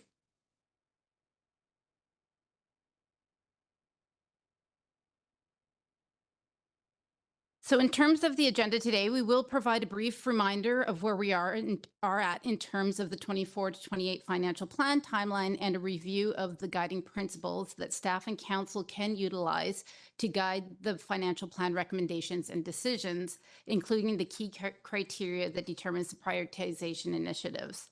We will then review the primary pressures facing the 24 to 28 financial plan and the efforts that staff have made to mitigate these efforts. These pressures. Mr. Russell will review the highlighted details of the 24 to 28 general fund operating plan, and we will then open it up to council for questions. So in terms of the overall financial plan timeline, as you can see on the timeline above, with today being in red, we are currently partway through the financial planning process. We have several workshops to go, including the public information event, which is yet to be determined with the event place as well, to be determined shortly.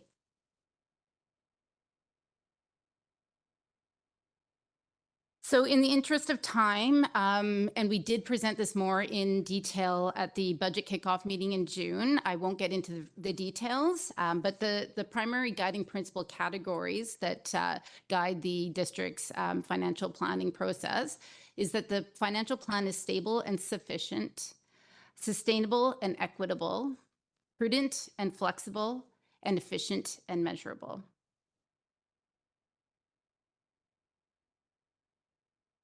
The overall financial plan is prioritized by risk, life safety, legislation, and the district strategic plan. The financial plan considers where staff capacity is needed to meet the service level requirements and the strategic plan initiatives. This methodology is used for projects as well as the overall operating budget that we'll be discussing today.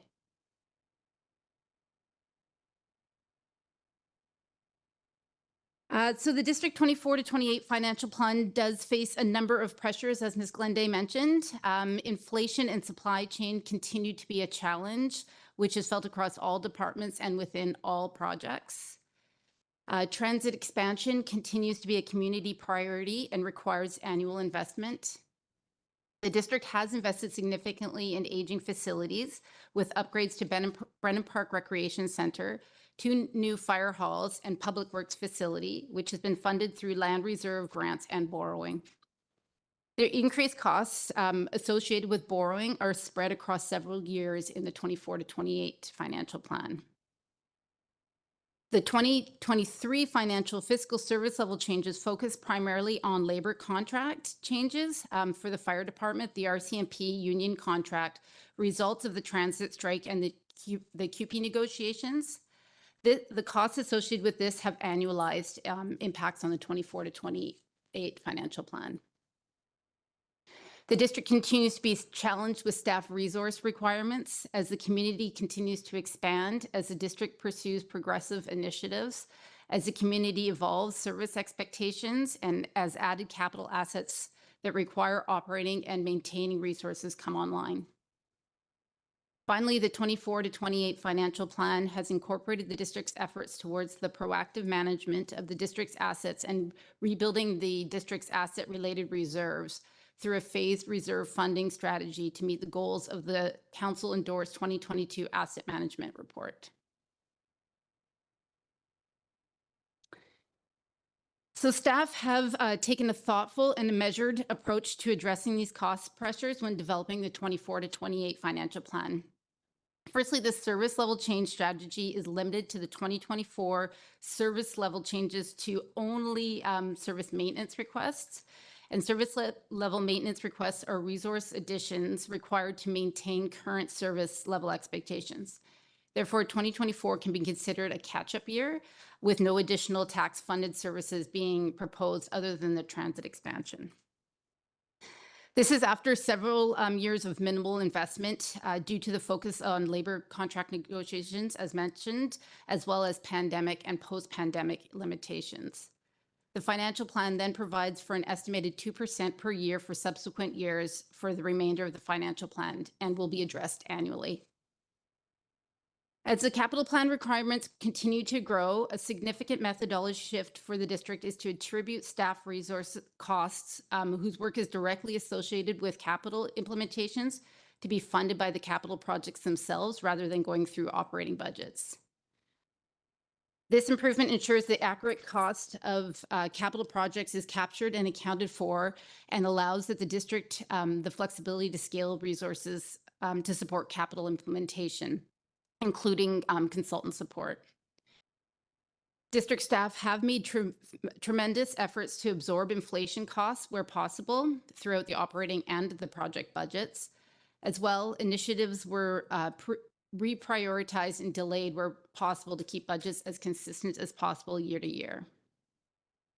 Staff maximize funding opportunities, leveraging external funding sources and utilizing provisions to smooth costs year to year. The district improved cash flow management process in 2022 to include temporary borrowing, which allows the district to delay large long-term debt issuance by managing cash flow construction of capital projects through small temporary borrowing. Finally, the district introduced the concept of tax stabilization in 2022, a budget improvement that provides council with the opportunity to smooth costs by utilizing the previous year's unused tax surplus.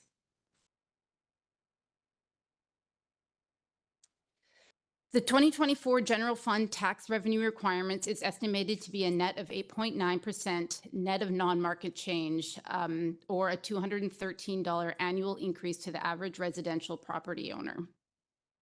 Similar results are expected throughout the 24 to 28 financial plan outlook. This is made up of key elements on the slide with respective dollar value costs per residential property owner in brackets. I will now turn it over to Mr. Russell, who will walk you through the details of each of these sections. Thank you.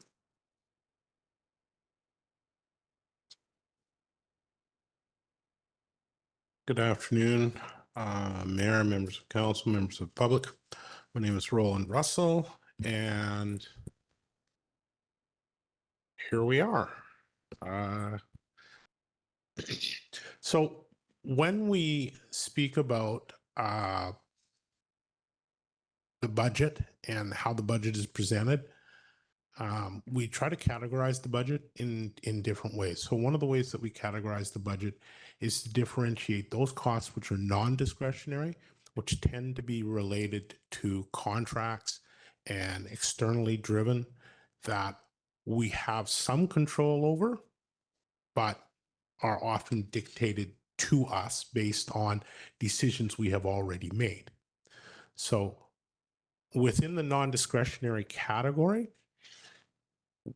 that can be broken down further, and how we've broken it down within the report and how we will present it this afternoon is those items that are inflationary and non-discretionary, those items that are growth related and other non-discretionary items, and lastly, changes in debt servicing. So with those categories in mind, I will continue on. And I'm going to get you to edit that already capacity. Thank you very much. With respect to the inflationary non-discretionary, this year, as is often the case, and in fact, I would say normally the case, the major inflationary non-discretionary costs that the district experiences is related to contract changes for labor. As a number of our contracts have a cost of living adjustment built directly into the contract, they, by their very nature, go up year to year to year. And a number of contracts that we have have also come due this year, which puts additional pressure upon the district for the 2024 year, because we are anticipating that as a result of negotiations, there will be cost pressure on these contracts to allow the contracts to address the inflationary pressures that are being felt across the economy. So with respect to the QP contract specifically, which is still being negotiated, but also the IAAF contract, which was recently completed, but finishes in 2023. Both of those contracts will be renewed in the 2024 fiscal year. So we are anticipating further cost pressures from labor based on the inflation that we're seeing occurring in the economy, and we have built those estimates into our future labor contracts. So as you can see, that looks like a $1.3 million. That is reasonably consistent with what our labor contract changes have been over the last year. Last year, I believe, was $1.2 million. This year, it's $1.3 million. Our total labor budget is in the order of, including benefits, $28 to $30 million annually. So this type of change is not surprising, let's say, and I think is reasonable. We can expect levels such as this to continue. Needless to say, we probably all hope that inflation comes down a little bit, takes the pressure off both the district and everyone else. In addition to that, we have miscellaneous inflationary items, other miscellaneous inflationary items, and I've listed a number of them there. They're also included in the report that you have in front of you. I will briefly touch on some of these. These are items that we noted because of one of two things, either that they're significant in both size or they're significant in the nature of the cost. And we thought it was important to identify these specifically to council. So as an example, the transit agreement AOA, this is a recent AOA that has been approved by council. And these adjustments relate to the change in the contract price from 23 to 24. This does not involve any transit expansion.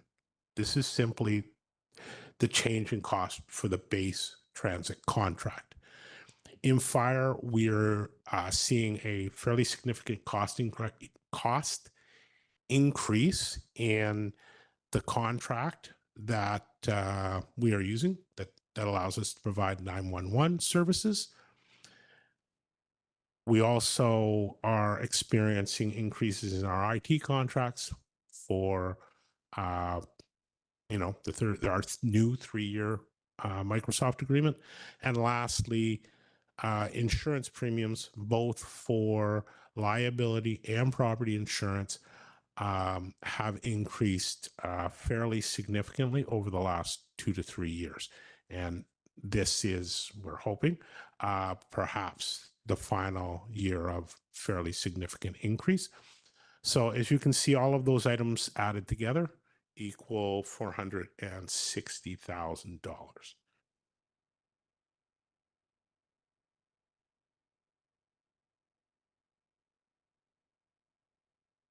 So after that, we're going to talk about items related to growth-related non-discretionary. And with respect to this, we're going to speak to annualization of prior year's service level changes.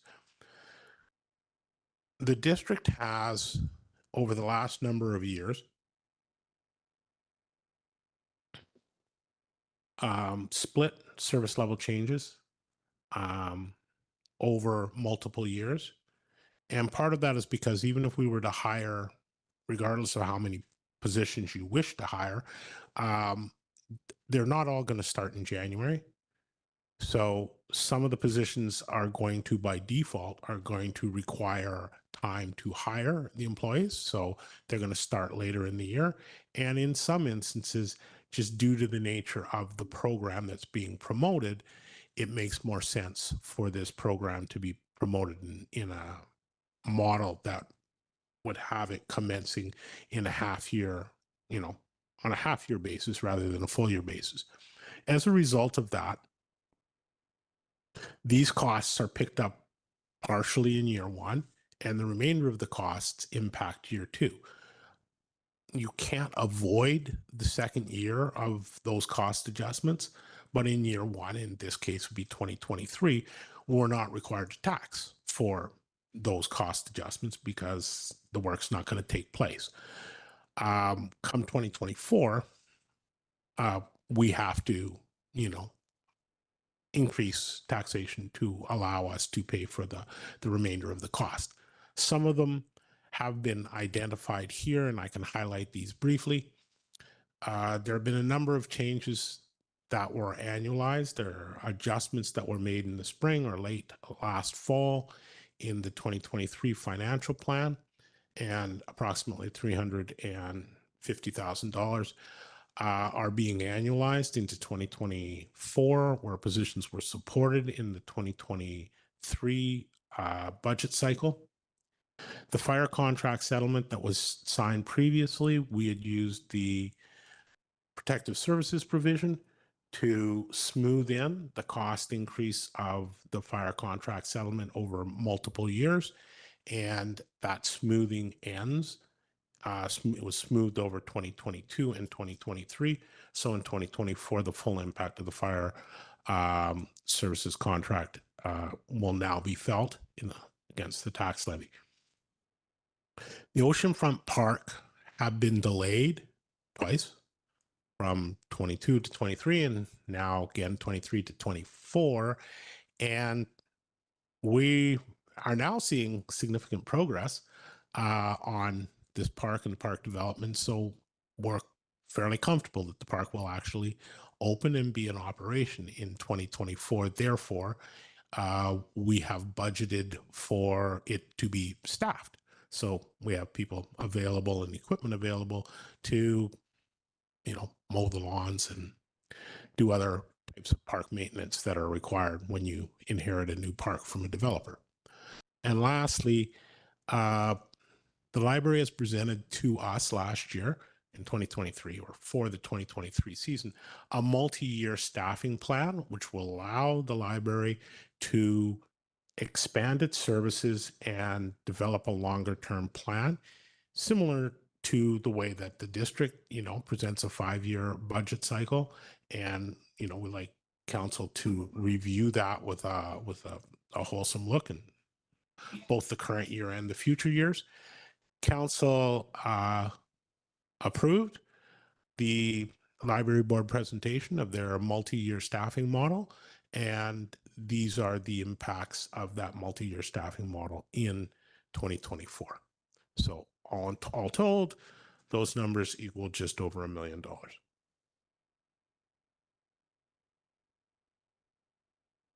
There.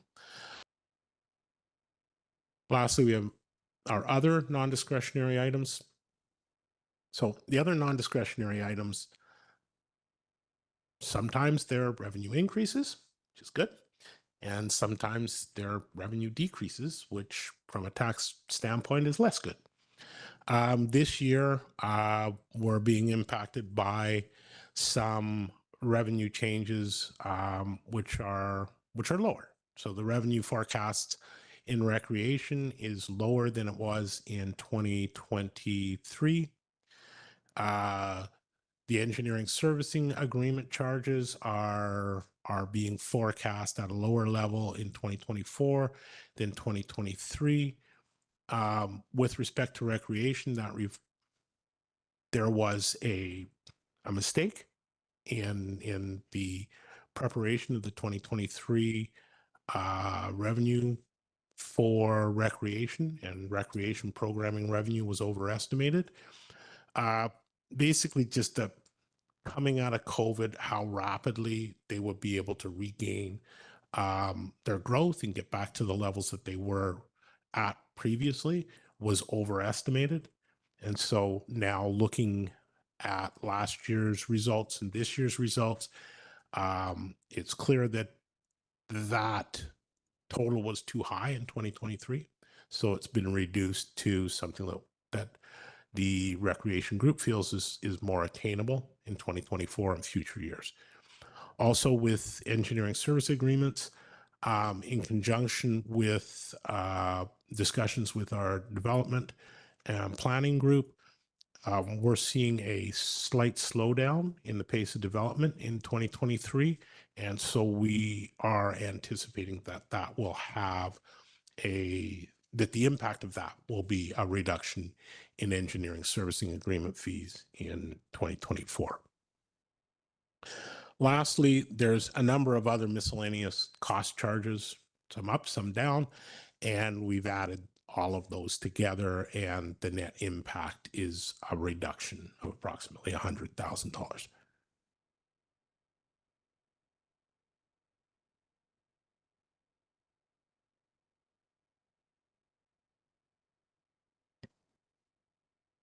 The last area of change with respect to non-discretionary is changes in debt servicing. We've categorized these into 3 groupings. So debt servicing for new facilities, which we're showing $150,000 approximately. Debt servicing for infrastructure, which is basically in-ground assets as opposed to buildings, which is $81,000. And debt servicing which expires. So when we have taken out debt in the past, eventually you pay it off and you get some savings. So those savings will be used to offset other costs. As you can see, the total of these 3 items combined is around $30,000 in total. We have been projecting fairly significant increases in both facility debt servicing and infrastructure debt servicing. And to be fair, we still are.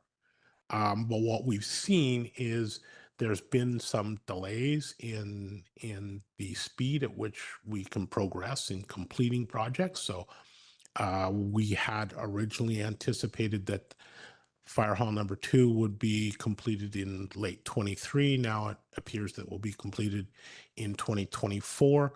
So will be a delay in when the financing is issued for that.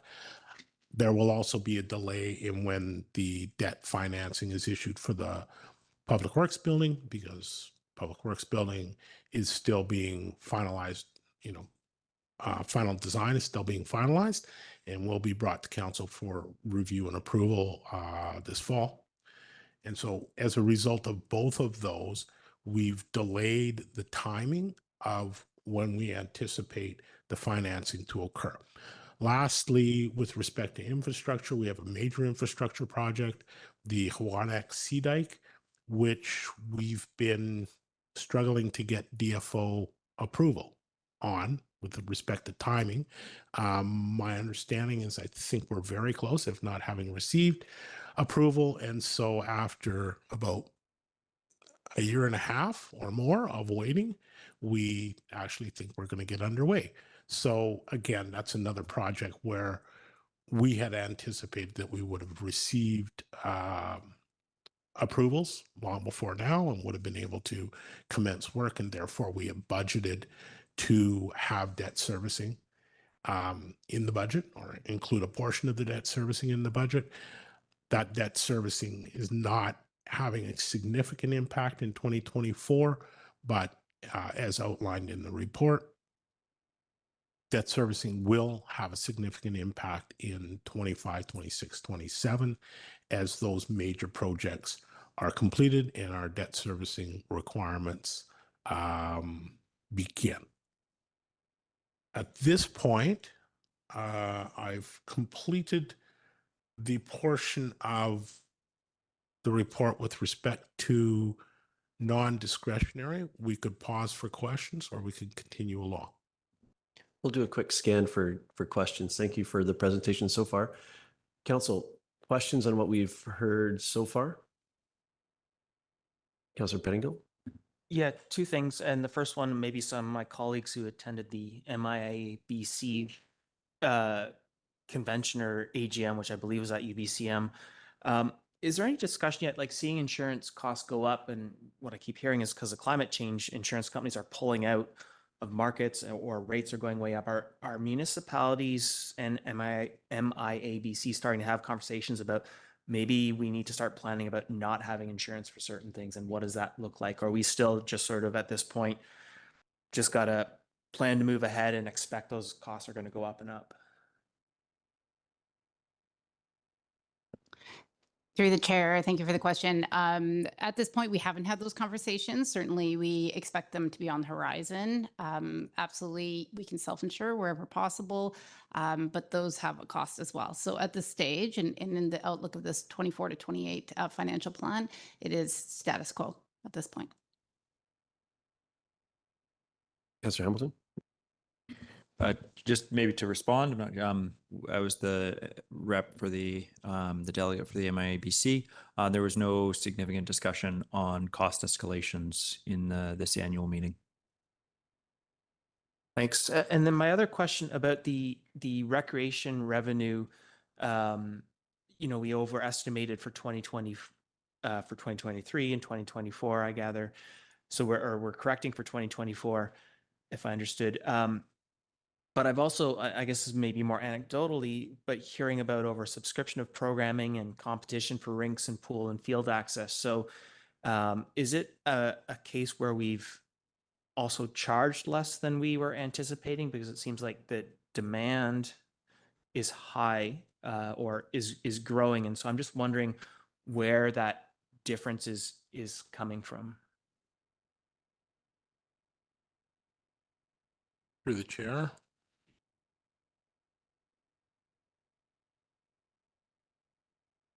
Thank you for the question, Councillor Pettingill. Devin Guest, Acting Director of Recreation Services here at the district. The revenue reforecast that Mr. Russell describes relates strictly to programming revenue. It does not relate to facility rentals or field rentals.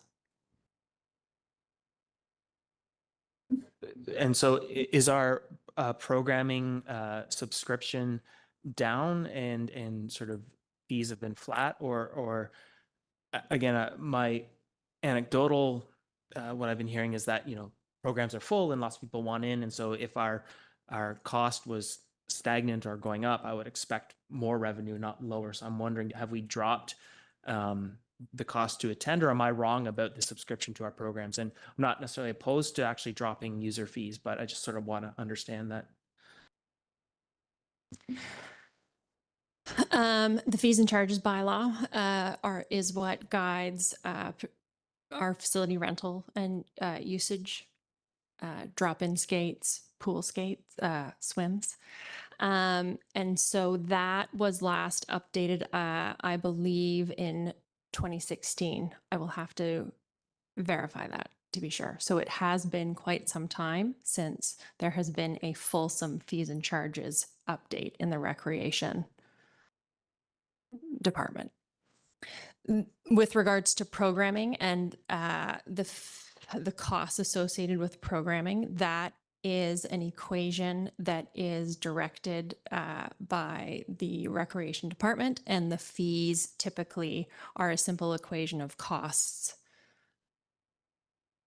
minus, you see where this is going? I see you nodding. Yeah, expenses to create a revenue neutral program stream. So it's not necessarily that the revenue is down, it's more the costs have gone up. So our overall net revenue is down effectively. Yeah, correct. There's probably three things, not probably, there are three things going on. We have less staff to deliver the programs, staffing. We have, as you're not a counselor, not yet, maybe tomorrow. Mr. Russell,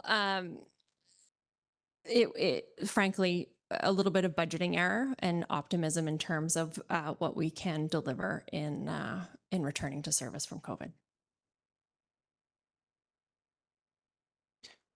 Thank you. And just I'll pick up on this point just to get the extra clarity. This isn't about us reducing service provide. This is more accurately reflecting what we're actually able to deliver. This is a revenue forecast correction. Okay. Thank you. Council, other questions at this point? I had one just on the paid on call training for the firefighters. That increase there I thought was interesting. Are we training to a higher level? Do we have a higher level of new paid on calls than normal? Just what's driving that change? Some of the other pieces I sort of made sense, but sorry, I see Ms. Latimer's ready to jump in. Thank you through the mayor. I'm actually going to ask our former fire chief to speak to that, now our GM of Community Services. Yeah, thank you, former Fire Chief Bill Stoner. I see that Fire Chief Foote isn't on the line, so I will take this one. What this relates to is paid on call training and how they are paid on call remunerated. It's a big word for me. Currently, if they take an 8-hour course, like for a course that's a full day, they get remunerated an hour. And what they're seeing in the fire department is paid on call firefighters are not able to opt out of their current work to take that training. So this difference is really just to fill that gap. So if they take an 8-hour course, they're remunerated for the full 8 hours. So they're able to take that training. The challenge that they were running into in the fire department is that they really needed people to step into a position, but they weren't able to take the time off to take the training to do what they had to do to become a driver, to become an officer, that type of thing. So that's the gap that they're trying to fill with this increase in remuneration. Okay. Thank you. I'll just do one more scan of council. Any other questions at this point of what we've heard? Okay. Seeing none, back to you, Mr. Russell. Thank you, Mayor, members of council. I will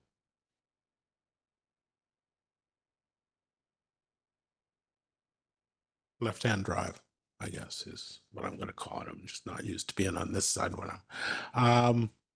So now we're going to talk about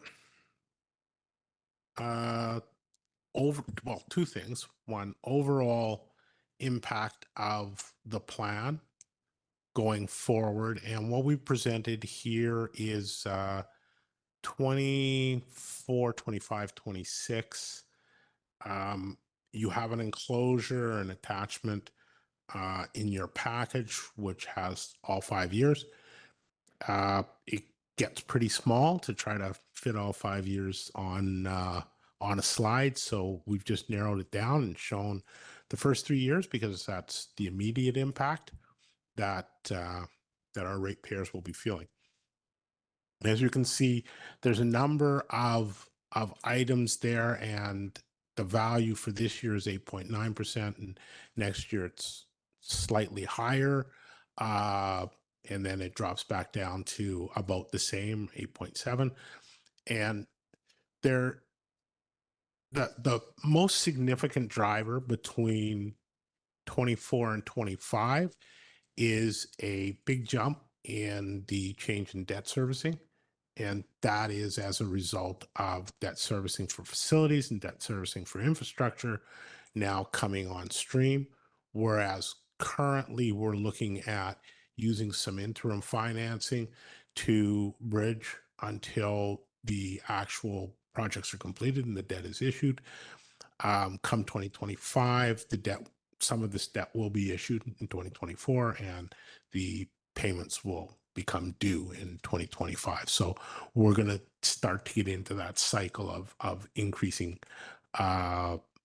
financing costs for our capital plan. So that's probably the largest single driver that's showing a difference between the current year in 24 and what's going on in 25. And that number is fairly large at, I think, just over 2% for 25, and again, about 2% of tax for 26 compared to basically zero in 2024. So the other items that you're seeing changes year to year are relatively stable. Asset management is 2.4% per year. Our service level changes are in that 2% and change range. We're seeing increases in transit costs related to new transit services that are being brought on, transit expansions. And, again, as I made the comment earlier, the most significant difference that you're seeing year over year is going to be the change in non-discretionary associated with debt servicing. So that's a bit of the longer term picture. Sorry, I see a question here, if we can. Go ahead, Councilor Pettingill. Yeah, just on this slide, and I want to understand when I look at the non-market change number versus the growth or other non-discretionary costs. In 2024, they cancel each other out, and you'd sort of expect that, growth pays for itself. That's how I would interpret that. Going forward, we see a lot more revenue from non-market change and less new costs related to growth. And so it looks like, is this us actually realizing some of the benefits of some density where we are able to accommodate growth much more efficiently from a cost perspective, and that's what that difference is? Or am I sort of misunderstanding those numbers and how they might or might not relate to each other? Through the chair, I think that there are two different things. One piece that I should emphasize is the non-market change. What we're projecting as growth in development is a forecast. And so we've set that number over the next 2 years at 3%. I'm just making sure I'm looking at my numbers here. Over the next 3 years, we've set it at 3%. That's reasonably aggressive, but we've been experiencing fairly steady growth so far this decade. And although we are seeing a slight slowdown in the pace of development, what we're hearing is that some of that is related to changes some of that's related to changes in the financial world. Basically, increases in interest rates are making things more expensive for developers to finance, so they're slowing down a little bit to try to figure out where interest rates are going to go. We're not anticipating a significant downturn, so we're being reasonably aggressive at 3% forecast for non-market change. I'm not sure I want to directly tie those two together, because I'm not sure that there's a causal linkage. Is kind of what I'm trying to say. Is we see that there's been a pattern of steady development, and we now believe that we're starting to benefit from that steady development. But that being said, we're also seeing cost increases that are associated with servicing that increased development. So the fact that they seem to be offsetting maybe is appearances as much as anything else. I'm not sure. Well, I won't say I'm not sure. I don't think I could suggest that there's a causal relationship between the two. I think that would be a fair statement. Thank you for that. Could you remind us what the non-market change was sort of in recent years? That just to, as we're looking forward, just to reflect on what we have realized? We had forecast 3% for the last 3 years, or 2 years, I should say, and 2% the year prior to that.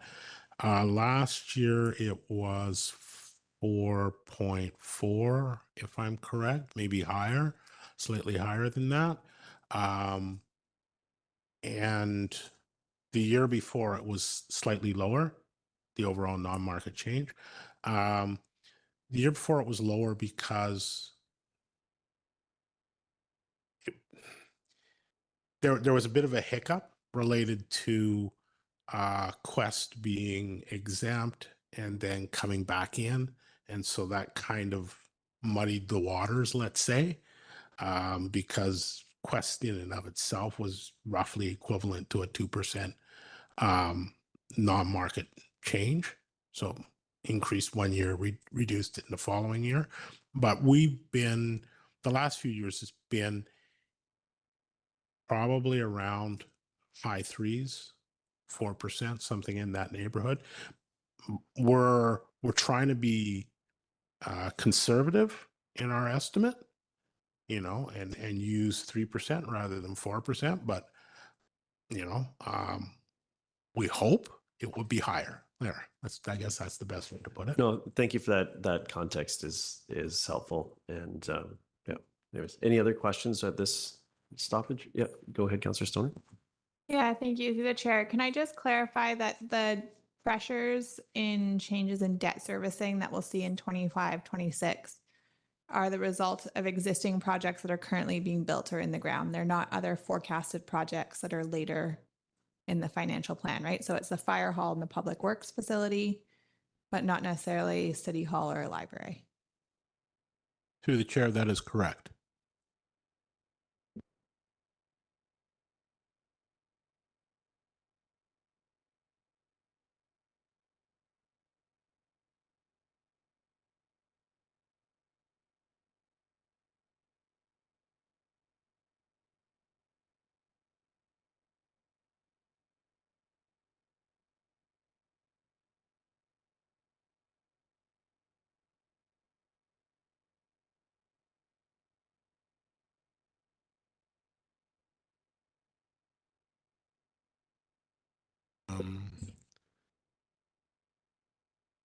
I was thinking there was a portion of this presentation that we haven't gotten to yet, and I was correct.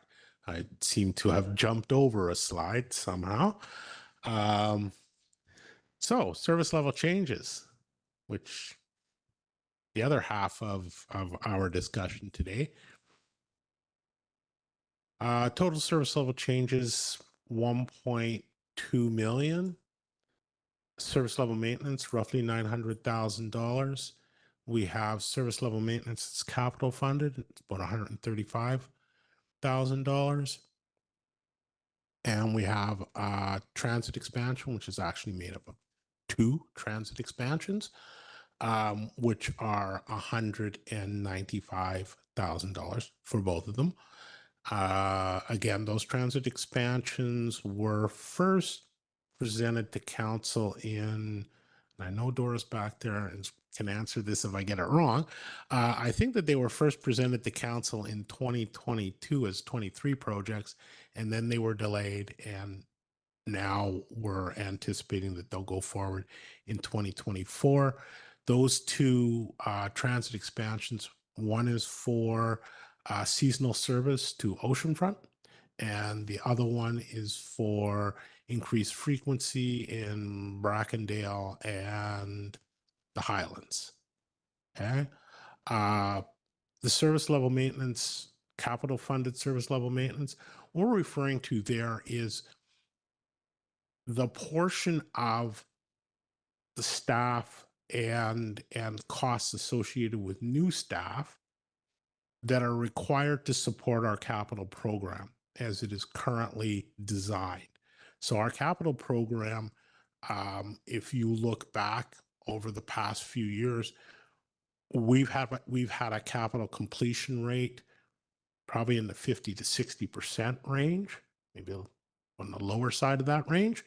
And so what we've determined is that part of the reason that we can't get that number up into a higher portion of capital completion is that we're struggling to support our capital plan. We don't have the necessary staff resources to allow ourselves to actually push these projects through. So to deal with that, we brought forward a number of staff requests associated with the capital program. And what we're asking for is to allow our engineering department, most specifically, although I don't think they're all engineering, to increase their resources so that they're better able to deliver the capital program that we put in front of you.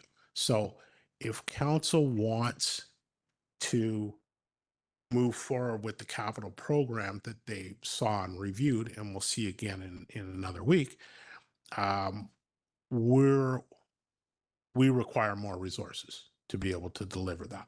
And so this is the tax supported impact, direct tax supported impact in 2024 associated with those positions. And lastly, the largest figure there, the service level maintenance. Service level maintenance, that's around a number of different positions. And I have some notes here. They relate to road and drainage growth, procurement activity, fire master plan would add an additional firefighter, additional custodial support for Brennan Park and our other buildings. There's been a change in service delivery methodology within the fire department. And so we've taken over some of the staff that had historically been covered within the RCMP contract. And we now have to, those are now going to be district staff. And so those are the types of positions in addition to additional park staff required for the new oceanfront and waterfront parks, downtown park division, that will be coming on in 2024. those positions make up the bulk of that $900,000 that you see there for service level maintenance. And again, it's a question of, this is a catch-up year. We are at a place where we need to continue delivering the level of services that we have, and we are recognizing that there is a resource shortfall within our current staffing capacity to be able to deliver that. So we're here, we're asking that council approve service level maintenance requests so that we can effectively right-size the organization to deliver the services that you've requested. And at this point, I think I can go to that slide that says more questions. So. Okay. I'm going to start with Councillor Hamilton, then I'll go to Councillor Pettingill, and then Councillor Stoner. Thanks very much. I'm sure that's as difficult a budget to read as it is to hear. Regarding that, I want to make sure I understand this tax stabilization for 2024 only. So when I'm looking at the 5-year financial plan tax impacts as we go through the next 5 years, they're all in around 9%, right? Projected increases. But this year, we're projecting that, or we're proposing to reduce that amount. That's a or total tax stabilization. What fraction of the tax increase is that expected to reduce? I don't know. Is it 1.6%? A reduction of 1.6%? I'm reading that correctly? Okay. Yes, through the chair, that is correct. Okay. And then into future years, we're not proposing to draw any more for tax stabilization, but do we need to pay any of that back into our reserves? And is that obviously that's accounted for? Where is that accounted for? So through the mayor, tax stabilization, or the use of tax stabilization, is afforded the district when the district has a surplus in previous years. So in 2022, we had a surplus. And so we were able to use some of that surplus that was generated in 2022 to offset the tax increase in 2024. So seeing as there's a 1-year lag, we've not forecast tax stabilization value in years beyond 2024, because that would presume that we knew what our we were going to have a surplus this year and next year and the year after. Well, we don't know that. So rather than presume that we would have a surplus, we're simply going to say, this year we have it, so we can use it. And in the future years, if we have surpluses, then council would have the ability to use those surpluses to smooth in future taxes. Thanks. I think I was confusing reserves and surpluses. Thanks. Thank you. I've got Councillor Pettingill, then Stoner. Yeah, 2 questions. I just want to make sure I understand that service level slide. So it had 1.24 million in 2023 and 650,000 in 2024.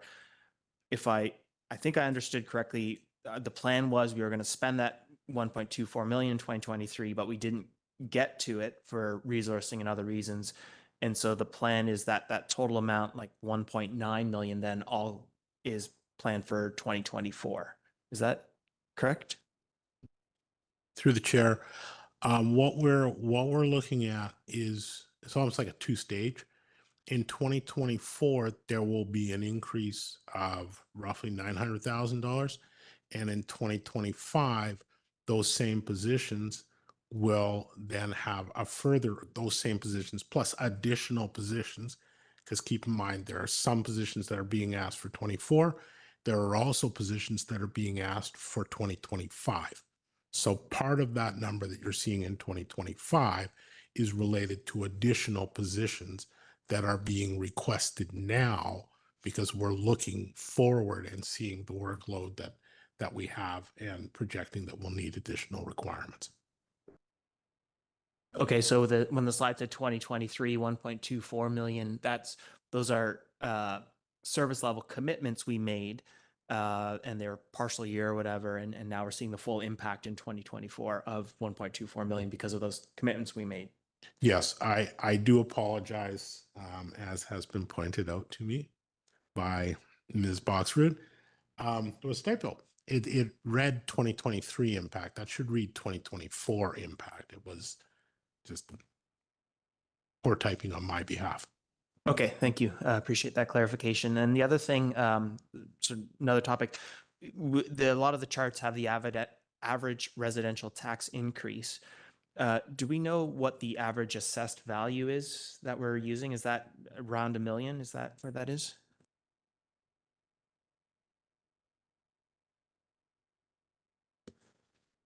Yes, it's approximately 1.1 million.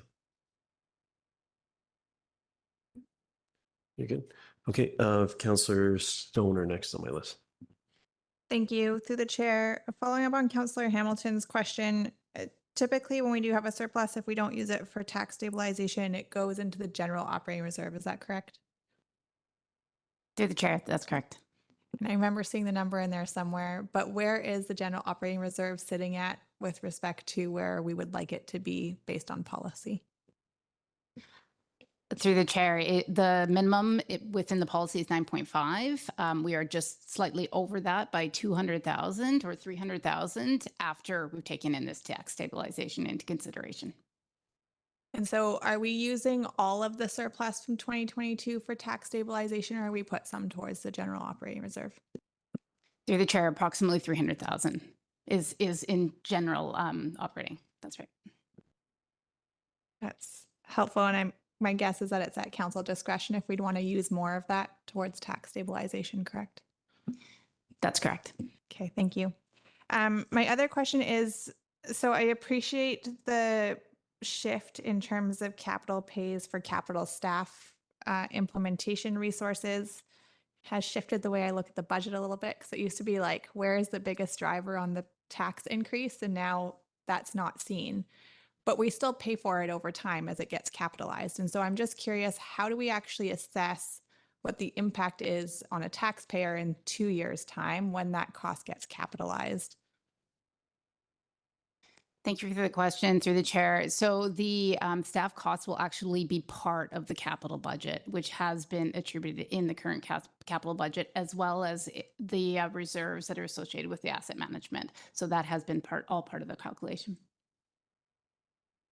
Okay, that's helpful. Thank you. And then I do just want to confirm that when we read the budget, once we account for the 1.6 in tax stabilization and the non-market change, so we're at 8.9% net, but the actual tax increase this year is 13.5.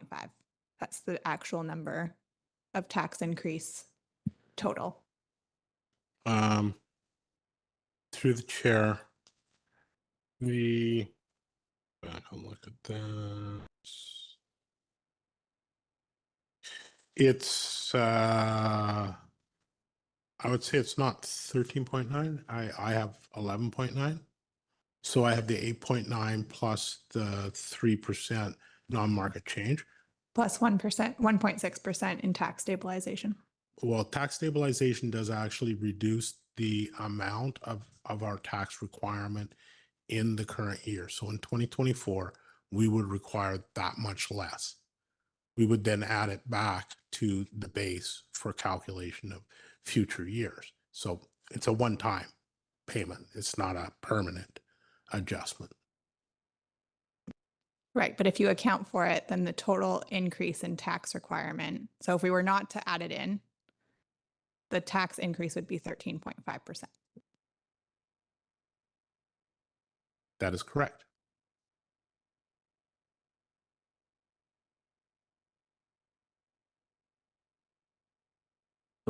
Other questions, council? And we're letting that all letting that sink in. I think there was some piece there around revenue requirement, tax revenue requirement, and taxation increase. I think that's where that tension came from. But Councillor Hamlin. Thanks. When I look at, okay, so I'm taking an analytical viewpoint here. And if I look at a number that I want to break down into what are our biggest contributing factors and where can we make the biggest impact if we want to make a change. Our labor budget is sitting around 28 to 30 million of our total estimated $40 million budget. Labor is such an extraordinarily important part of our organization to get right. It's also the biggest piece to make sure we're running efficiently, to make sure that we're operating in as efficient a manner as we can. Do we have any external consultants, or is there a way to ensure? So when I'm looking at this, I've never run a $40 million company. Surprise, surprise. I don't know how to assess whether we're operating efficiently in that big line item. Is there a way that is there somebody we can ask, a third party that we can ask, are we running efficiently? Thank you, through the mayor. It was a number of years ago, as we were addressing the growth of the community, that a consultant was brought in to do a workforce capacity review for the District of Squamish, which was then implemented over a number of years. The community continues to grow. We've now outgrown that capacity review. We don't have a project of that magnitude in the budget currently. That was a great foundation for right-sizing the organization at the time. So the short answer is we haven't planned for another review of our efficiency or capacity at this time. We are just trying to keep up with what's coming our way. And I do appreciate that efficiency is important. That is in and of itself another project that I would love to take on in the face of a number of pressures, the WLNG Fortis project, CMHC grant for housing. It's not currently a priority, but we certainly would be open to discussing an appropriate time to put a project like that in a future work plan. Yeah. Thank you for that. Was that Councillor Stoner? Yep, go ahead. Yeah, thanks to the chair. Also just seeking clarification. So in our package, attachment 2 is a breakdown tax estimate for the general fund. And there's one bucket called 2024 revenue, which very kindly doesn't impact taxation. But I am curious, what is the source of funding for that line item for revenue? So for example, Do you have a page? Can you do a page number just to orient? Yes. Page number 109. So for example, the Sustainable Transportation Coordinator is paid for entirely through 2024 revenue. Is that through our transit operating agreement? What does revenue come from? Through the mayor. The number that you're looking at is made up of different components depending on what they're. Sorry, it's made up of different components depending on what it is. So, for example, the Sustainable Transportation Coordinator is funded from the transit provision, and transit provision is sponsoring that position for 2 years, and then it would move from being effectively a sponsored position to a position that would be funded by the tax levy.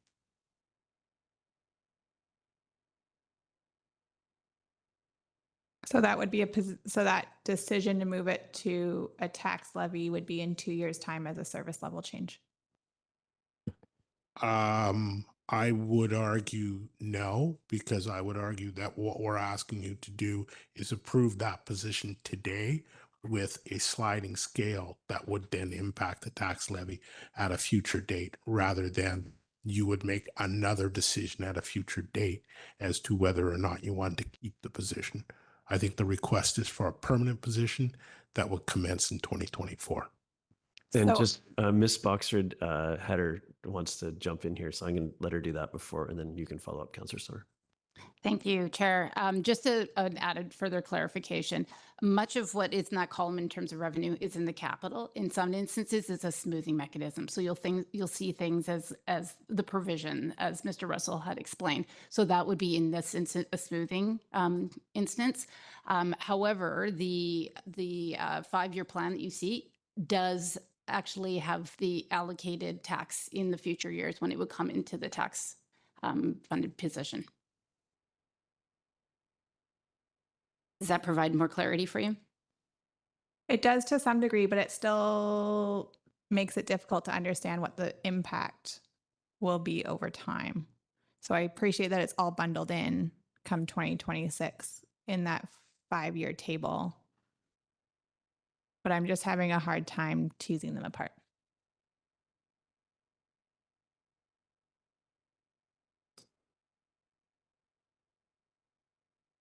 If there's a format or maybe a case study, would you like to, we could direct staff to bring back what's needed for that clarity?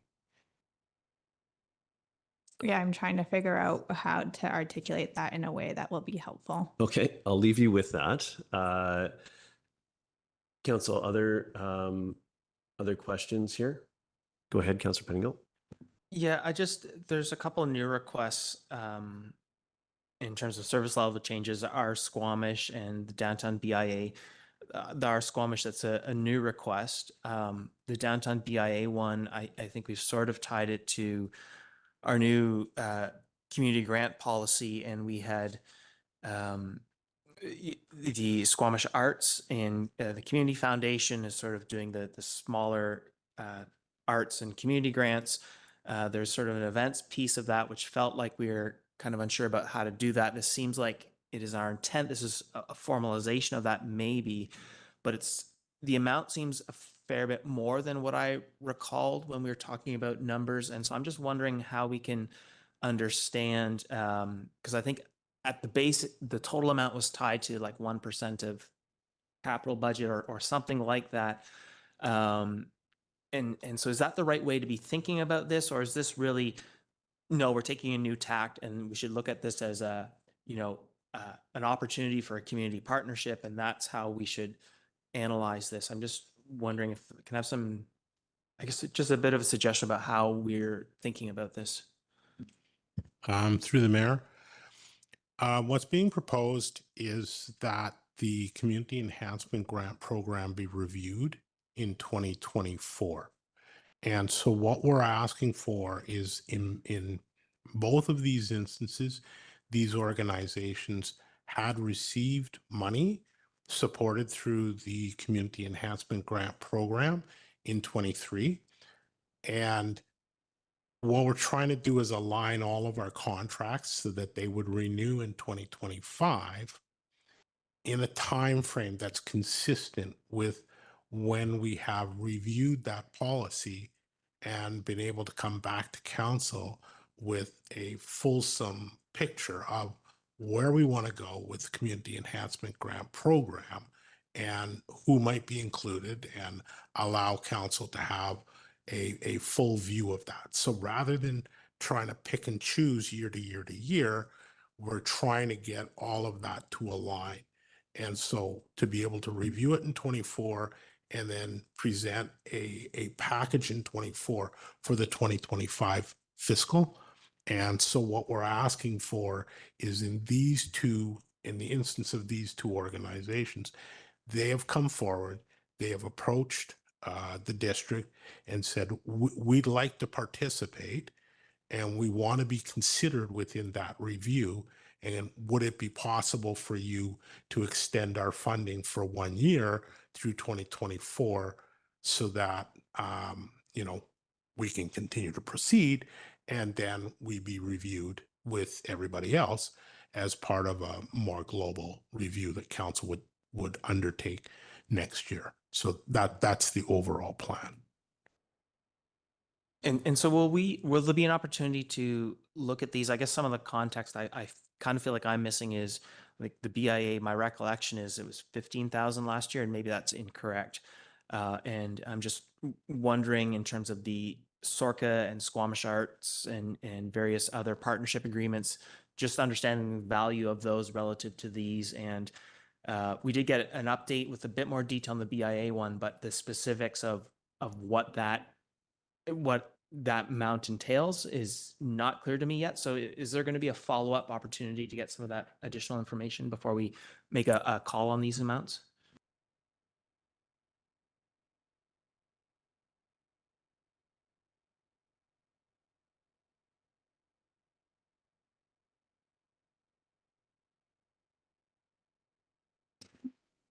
Thank you for the question, Councillor Pettingill. At this point in the budget cycle, I believe this is when this is where we are, and that there won't be another opportunity.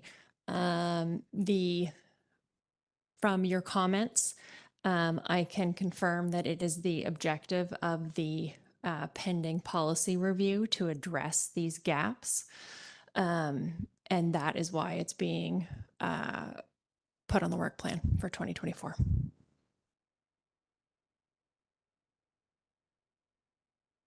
You're good for now, Councillor. Thank you. Other questions or a motion if there's a shortage of questions? Councillor Sorn? Yeah, I feel like I ask this question every year, and every year that the transit agreement comes up, but I have to ask it again. So the two expansions that are on our budget for this year were deferred from last year, which were deferred from the year before. They were included in both our 22 budget and our 23 budget. And from my understanding, we taxed for them because they were approved in the budget and they were part of the agreement that went forward. And so I want to clarify if we did tax for those or not. It would be my first question. So through the mayor, the portion that was deferred from 23 to 24, we did not tax for because we were informed. We got the information. How should I put it? Originally, they were in the budget. We got the information much later, but prior to us setting the tax rate. So we were able to take them out, and other things were included in the budget, which absorbed that space, but the money was not used for transit. So the transit budget was reduced, and now we're asking it to go back up. Okay, that's helpful. And then my other question is, in the 5-year forecast budget, there is also a nod to the expansion for 2025 for transit, which continues to reference South Squamish and Alice Lake. And I believe that this is just a placeholder, but I want to confirm because that has not received council endorsement, but it continues to show up in that description. And so it makes me nervous every time it's actually further embedded in a budget with that description. Through the mayor, thank you for the question. So though South Squamish and Alice Lake has been in the MOU that has come to council the last 2 years and will come to council again shortly on October 10th. And council has supported that MOU the last 2 times. So perhaps this time, if you dislike that, there can be more conversation.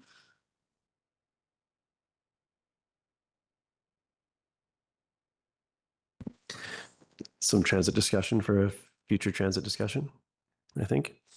In council, any other questions in all of this?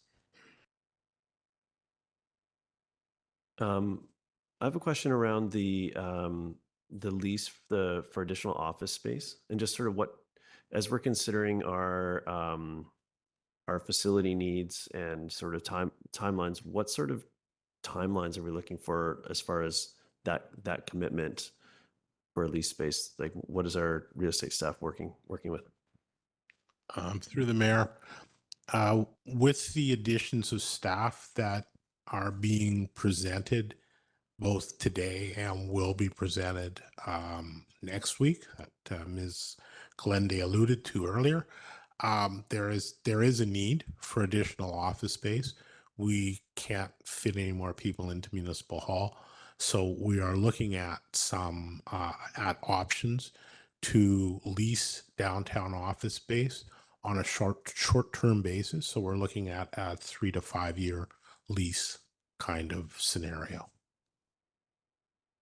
Okay, thank you. I'm just trying to understand these various terms and timelines to see where they collide or don't. So that's helpful. Thank you. I don't have any other questions at this point in time. Is there anyone else that would like to speak before we consider a motion? We do have a motion before us. Councillor Anderson. On individual items, Mayor Herford, I do have a question regarding the Auto 143 is procurement services for a procurement specialist. And the question is, I'm curious as to what a factor or consideration saving of staff time is. It isn't addressed directly in the rationale description, but is this a significant factor, the saving of staff time? A bunch of notation regarding the complexity of our projects or greater demands, but what a factor is staff time in this one? Through the chair, sorry, I think I need a bit more clarification on what you mean by saving staff time. Having a dedicated procurement specialist, is the saving of staff time within the individual departments a significant factor in the advantage of having a procurement specialist? Other aspects are illustrated, but not. Through the chair. So the procurement specialist, there's actually two in there. One that's directly related to the expansion of the engineering team and as being support. Mm-hmm. The other position is to bring the procurement department up to capacity that they can support our current operations to date. So in terms of where they're struggling, it isn't necessarily the staff time, it's that they don't have the capacity to deal with the volume of procurements that are coming their way. And that can actually be a very big bottleneck to our current capital planning and operations. Very good, fair enough. Okay, seeing, let's double check with Councillor French. I don't see a hand. So we have some recommendations before us. Councillor Hamilton. I'll move the first recommendation. Okay. Is there a seconder? Second by Councillor Pettingill. Thank you. Any discussion on this? Or would you like to speak to it? It's the irony of the word non-discretionary, to approve non-discretionary expenditure. I love the so yeah, it's pretty easy to approve things that are not discretionary or basically things we've approved in the past. So yeah. All right. Thank you, Councillor Stoner. I don't think there's much to say because we don't really have much discretion, except recognizing that this is a huge cost driver for us this year. It has been in previous years as well, but no doubt, as everybody else is feeling the inflationary pressures, that's something that we're experiencing here as well. And I think is part of the challenge of looking at the remainder of the budget, knowing that we have no discretion in this particular category, and that 7.9% of an overall 13.5% increase. Like that's a hard pill to swallow. Thank you. Any other comments on this? Yeah, I have little to add to this one as well. This is challenging times, but I know that that what could be done has been done in this regard. So I'm happy to support at this point. So that I'll call the question. All in favor? Motion carries unanimously. Thank you. Yeah, go ahead with your question, Councillor Stoner. Yeah, thank you. I just wanted to confirm, we did also, council and staff received a request from the Squamish Community Housing Society recently about their 2024 budget. And I'm not sure if that fits here in the special operating budget that will come at a future time. But just wanted to make sure that that wasn't missed, and it's related to the Housing Accelerator Fund. So I'm guessing it'll come in a future discussion, but just want to confirm. That's correct. Thank you for the question. That will come with the special operating project. It's part of the overall CMHC housing HAF half agreement grant. Thank you. Thank you. Council, we have recommendation before us. Would someone like to move or propose an alternate? Not all at once. Okay, Councillor Hamilton. Yeah, I'll move the second item to my service level changes. Thank you. Is there a seconder for the motion? Second by Councillor Anderson. Go ahead. Would you like to speak to it, Councillor Hamilton? It's my first year sitting at this level in the budget cycle. It's amazing to me that we look through this budget, and I have a lot of confidence in the people that prepare the budget. But when we ask these 7 individuals to sit and look at the budget and approve this budget, this is a lot of material to digest in a short period of time. We can sit here and we can look at, oh, is this line item really what we need to spend? Do we need to spend this 15,000? Are we spending that 100,000 effectively? And I'm struggling right now to understand how to effectively digest the question that we are being asked, and that we are asked every year as council, is to approve the work of the experts that are working in this district. So I'm looking at this. It's hard for me to look at 9% increases over the next 5 years. That's a lot.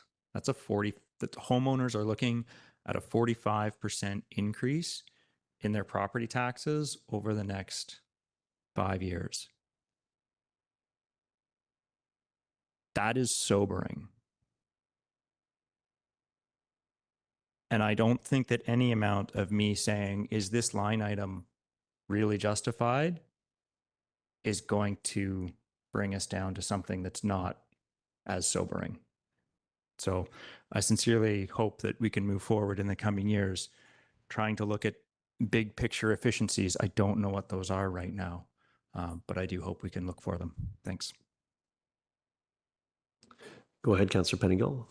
Yeah, I'd like to move an amendment to remove the service level opportunity items. And I will speak to that if it's seconded. And that's the our Squamish and Downtown BIA Auto 124 and Auto 95. Just want to clarify that those aren't even tax funded line items. You're aware of that, correct? No. So, okay, where's that? Oh, I can't ask. I will stick with my amendment. I'll speak to it if it's seconded. Councillor Greenlaw is seconded. Go ahead, speak to the amendment. Yeah, I think as proof by my last comment, I feel like I'm lacking some understanding of these items. I will say for both organizations, I love what I've seen them do. And I think there's a lot of reasons to support this, and very likely I would and will. But I don't feel like I have a good understanding. I know that the Downtown BIA in particular, we facilitate them collecting extra revenue from downtown businesses for downtown improvement, and maybe that's what this revenue is. But this seems over and above, and so it's not clear to me if how that relates and how this relates to the other funding. And I understand we're going to do a sort of a review of the community enhancement grant, but maybe that's the time for what appears to be a significant increase for that to happen rather than this year, although maybe I'm just misunderstanding. So I feel like I'm just missing a bit of context around those pieces and equity towards possibly Squamish Arts and Sorka and some of the other groups with partner agreements. I just don't have that comfort yet of understanding what we're talking about here. So would prefer to just delay a decision on these two items. Go ahead, Councillor Stoner. Thank you. Appreciate my colleague bringing this motion to the floor, although I won't support it because I think this gets a little bit to my question earlier, and I think it's me a bit of a bigger challenge of better understanding what those 2024 revenue sources are more broadly. I think previously we had broken it out to grants or carryover, and understanding how that decision gets made about what things are impacting taxation, to further Councillor Hamilton's question of like, there's a choice that's being made there as to whether we're using surplus or taxation and what is politically palatable at the end of the day to cover some of those costs. And so I think that there is another approach to this that might be asking staff to come back with a breakout of that 2024 revenue line item. And I'd put that motion on the floor if this one doesn't succeed. Thank you. On the amendment, any other comments? I'm not going to support the amendment. I think that what staff's laid out for us is again, it isn't perfect. I think this does need to be considered amongst all the other pieces in our community grant policy, but it's a 1 year for the downtown BIA.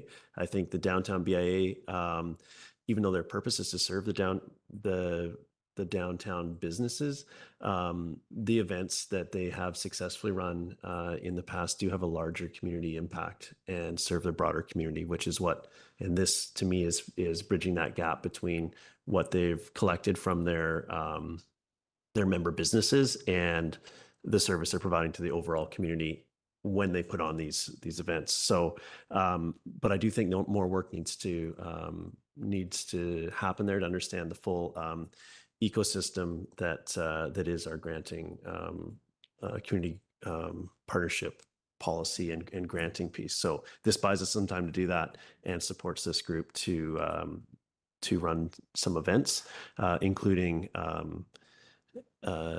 clear KPIs and desired outcomes. So I think I'm comfortable with that, knowing that there's more work to do. And similarly with the Squamish piece, I think they're doing important work and is incredibly high value for if there's an organization that can take $1 of funding and turn it into multiple dollars of impact. This would be a clear example of that. So I'm supportive of having these in at this point.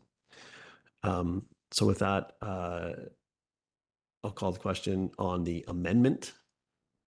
Let's make sure I didn't miss anyone on the amendment in favor. Oh, sorry, do you have a question? No, your vote. That was a vote. Oh, you're voting for it. So on the amendment, all in favor? Opposed? So Councillor Anderson, Greenlaw, Hamilton, Stoner, French, and Mayor Herford opposed. Motion fails. So we're back to the main motion. Did I hear another amendment was coming, Councillor Stoner? I'll speak to the main motion because I actually think that my amendment would be a substantive change. And so I'm just going to speak to the motion on the floor and that I won't be supporting it. I think that this requires a little bit more due diligence on our part and a little bit more clarity from staff, as I mentioned in my previous comments, on the breakout of the 2024 revenue, specifically on the service level changes, as well as I would like staff to consider the implications of using additional 2022 surplus for the tax stabilization in 2024 if we are going to move in this direction. And I have a few other questions. So for the motion on the floor, I don't feel like I am confident enough to be able to carry this budget out into the public for public engagement at this point. And I think that it requires a little bit more feedback from my perspective. Thank you for that. Others speak to anyone else to speak to the motion? Sorry, I've exchanged I got a little turnaround on my speaking list with the amendment there. Any other comments on this piece? Go ahead, Councillor Penningill. Yeah, I think given the failure of my amendment, I'm with my colleague on, there is still a little bit more information. I don't feel like there's nothing in here where I really feel like it needs to come off. And so I don't want to give a misinform or make people think I really want to pull things. There are a few questions I still have about what are the revenue sources and what is the, with some of these newer community grants, like what exactly is the deliverable? And just a few of those pieces. And so if this is a mechanism to get some of those questions answered, I would prefer that. But having said that, overall, I am fairly comfortable. I just want to be able to, like when we have those community conversations, be able to speak more authoritatively about this is why, and these are the choices we made, and these are the benefits, and be able to speak to that a little more clearly. Thank you. And I'll just remind council that we'll see this in the tying it all together. And if we can clearly articulate our needs for detail here, then we are very likely to have those questions addressed in the tying it all together portion. And is another touch point, as much as our preference with every interaction is to be as clean as possible. So I'll attempt to do that. That revenue source, I'd love to see some breakout of that. And if other pieces of the budget are coming in a similar way in those presentations, if that can be parsed apart more, that would be helpful. And I think that's what I'm hearing from some of my other council colleagues. And I'll go around again before I call the question, just so that others can, perhaps with that perspective, request that clarity for that next that upcoming touch point where we will see this back. So is there anyone else that wants to articulate what they'd like to see in the tying it all together presentation, or the overall format that we've represented this with, because the next pieces are going to come in a similar format. So if we need extra detail in a column or any of the formatting, this is the time to do that, to provide that guidance. Yeah, go ahead, Councillor Stoner. Yeah, thank you. So if this does pass, I will enumerate my concerns in case that will be my next opportunity, is when this comes back and the tying it all together. My concern with that is that I feel like it may not give our community enough time to digest, depending on then when the actual public engagement session happens. So I'm just recognizing that we are on a tight timeline, but if those changes don't come back to us until the tying it all together, and then a week or two later we have the public engagement, I just feel like we're potentially cutting ourselves and our community short on having the time we need to actually digest what those changes might mean. So for me, as Mayor Herford just mentioned, it's a breakout of the 2024 revenue components and some clarification on how things get allocated to tax increase versus use of revenue. Consideration of using additional 2022 surplus to further stabilize the tax increase through 2024. And then I'm also really curious, how does this dovetail with, in our strategic plan, we have the comprehensive organizational development program to be completed by 2025. And I don't want to leave the organization short in the interim, knowing that there are really significant pressures on our ability to deliver, but also knowing that there does seem to be some level of higher planning, at least as per our strategic plan. And so I'm not quite seeing how those things dovetail, and I would love some further time to explore that. Thank you for that. Council, any other comments before I call the question? Go ahead, Councillor Penningill. Yeah, just to reiterate, I think I'm still sort of aligned with Councillor Stoner on preferring to see this earlier. I think I've spoken to the breakout would be helpful, but also understanding a little better for those the Squamish and the Squamish BIA the deliverables a little more clearly. It's still a bit fuzzy to me, and maybe it's best I just have a conversation with those groups myself. Maybe that's an alternative, but those are the two things I'm looking for. And I wonder if I know we're in a motion, but a clarifying question to staff. I think I'm under the assumption that because we had the breakout of revenue source previously, in my mind, it's just clicking a checkbox and it's easy, but I want to double check with our new system that we're not inadvertently sending staff off on for a technical reason is a very difficult challenge. I think that's a clarifying question that see what you can do with that, Ms. Boxer. And if we need to come back to it after this, then we can discuss it further. So if I were to understand your question, is that assuming that you've seen the breakout before in other past reports. So the service level change report is the same that it has been in previous years. I think what is different this year is that we have more that are funded by revenue, and really the majority of that is around the capital piece. So it's really, those are into perpetuity, into capital. So that is probably where it's creating a little bit more of an alarm bell. However, we can certainly bring back the breakdown, which is really that first top category of the revenues, and show the funding source. We can also show when they move into tax impact in which year. But it will be minimal because it's really that top section. Okay. Yeah, I think the question was around how big of a lift was that, and it doesn't sound like it's it sounds like this information is fairly readily available to you folks. So is that correct? Yeah. Okay. So with that, I'll call the question. All in favor? All in favor? Opposed, if any? We've got Councillor Stoner, Pettingill, and Greenlaw opposed. Motion carries. Okay. Thank you very much. That concludes our that item number 4, subset 3. We're on to business. Just a quick one around the Shimizu commemorative ceremony. Just to recommendation is that Council support Mayor Herford and Councillor Greenlaw in attending the Shimizu commemorative ceremony on November 3rd in Shimizu Town, Japan. This is just builds on the previous motions we've had around funding these and so on. So this is just council clarity on who can attend after we've named numbers and budget previously. Are you moving that? No, I just wanted to confirm that the budget hasn't changed since the previous council motion.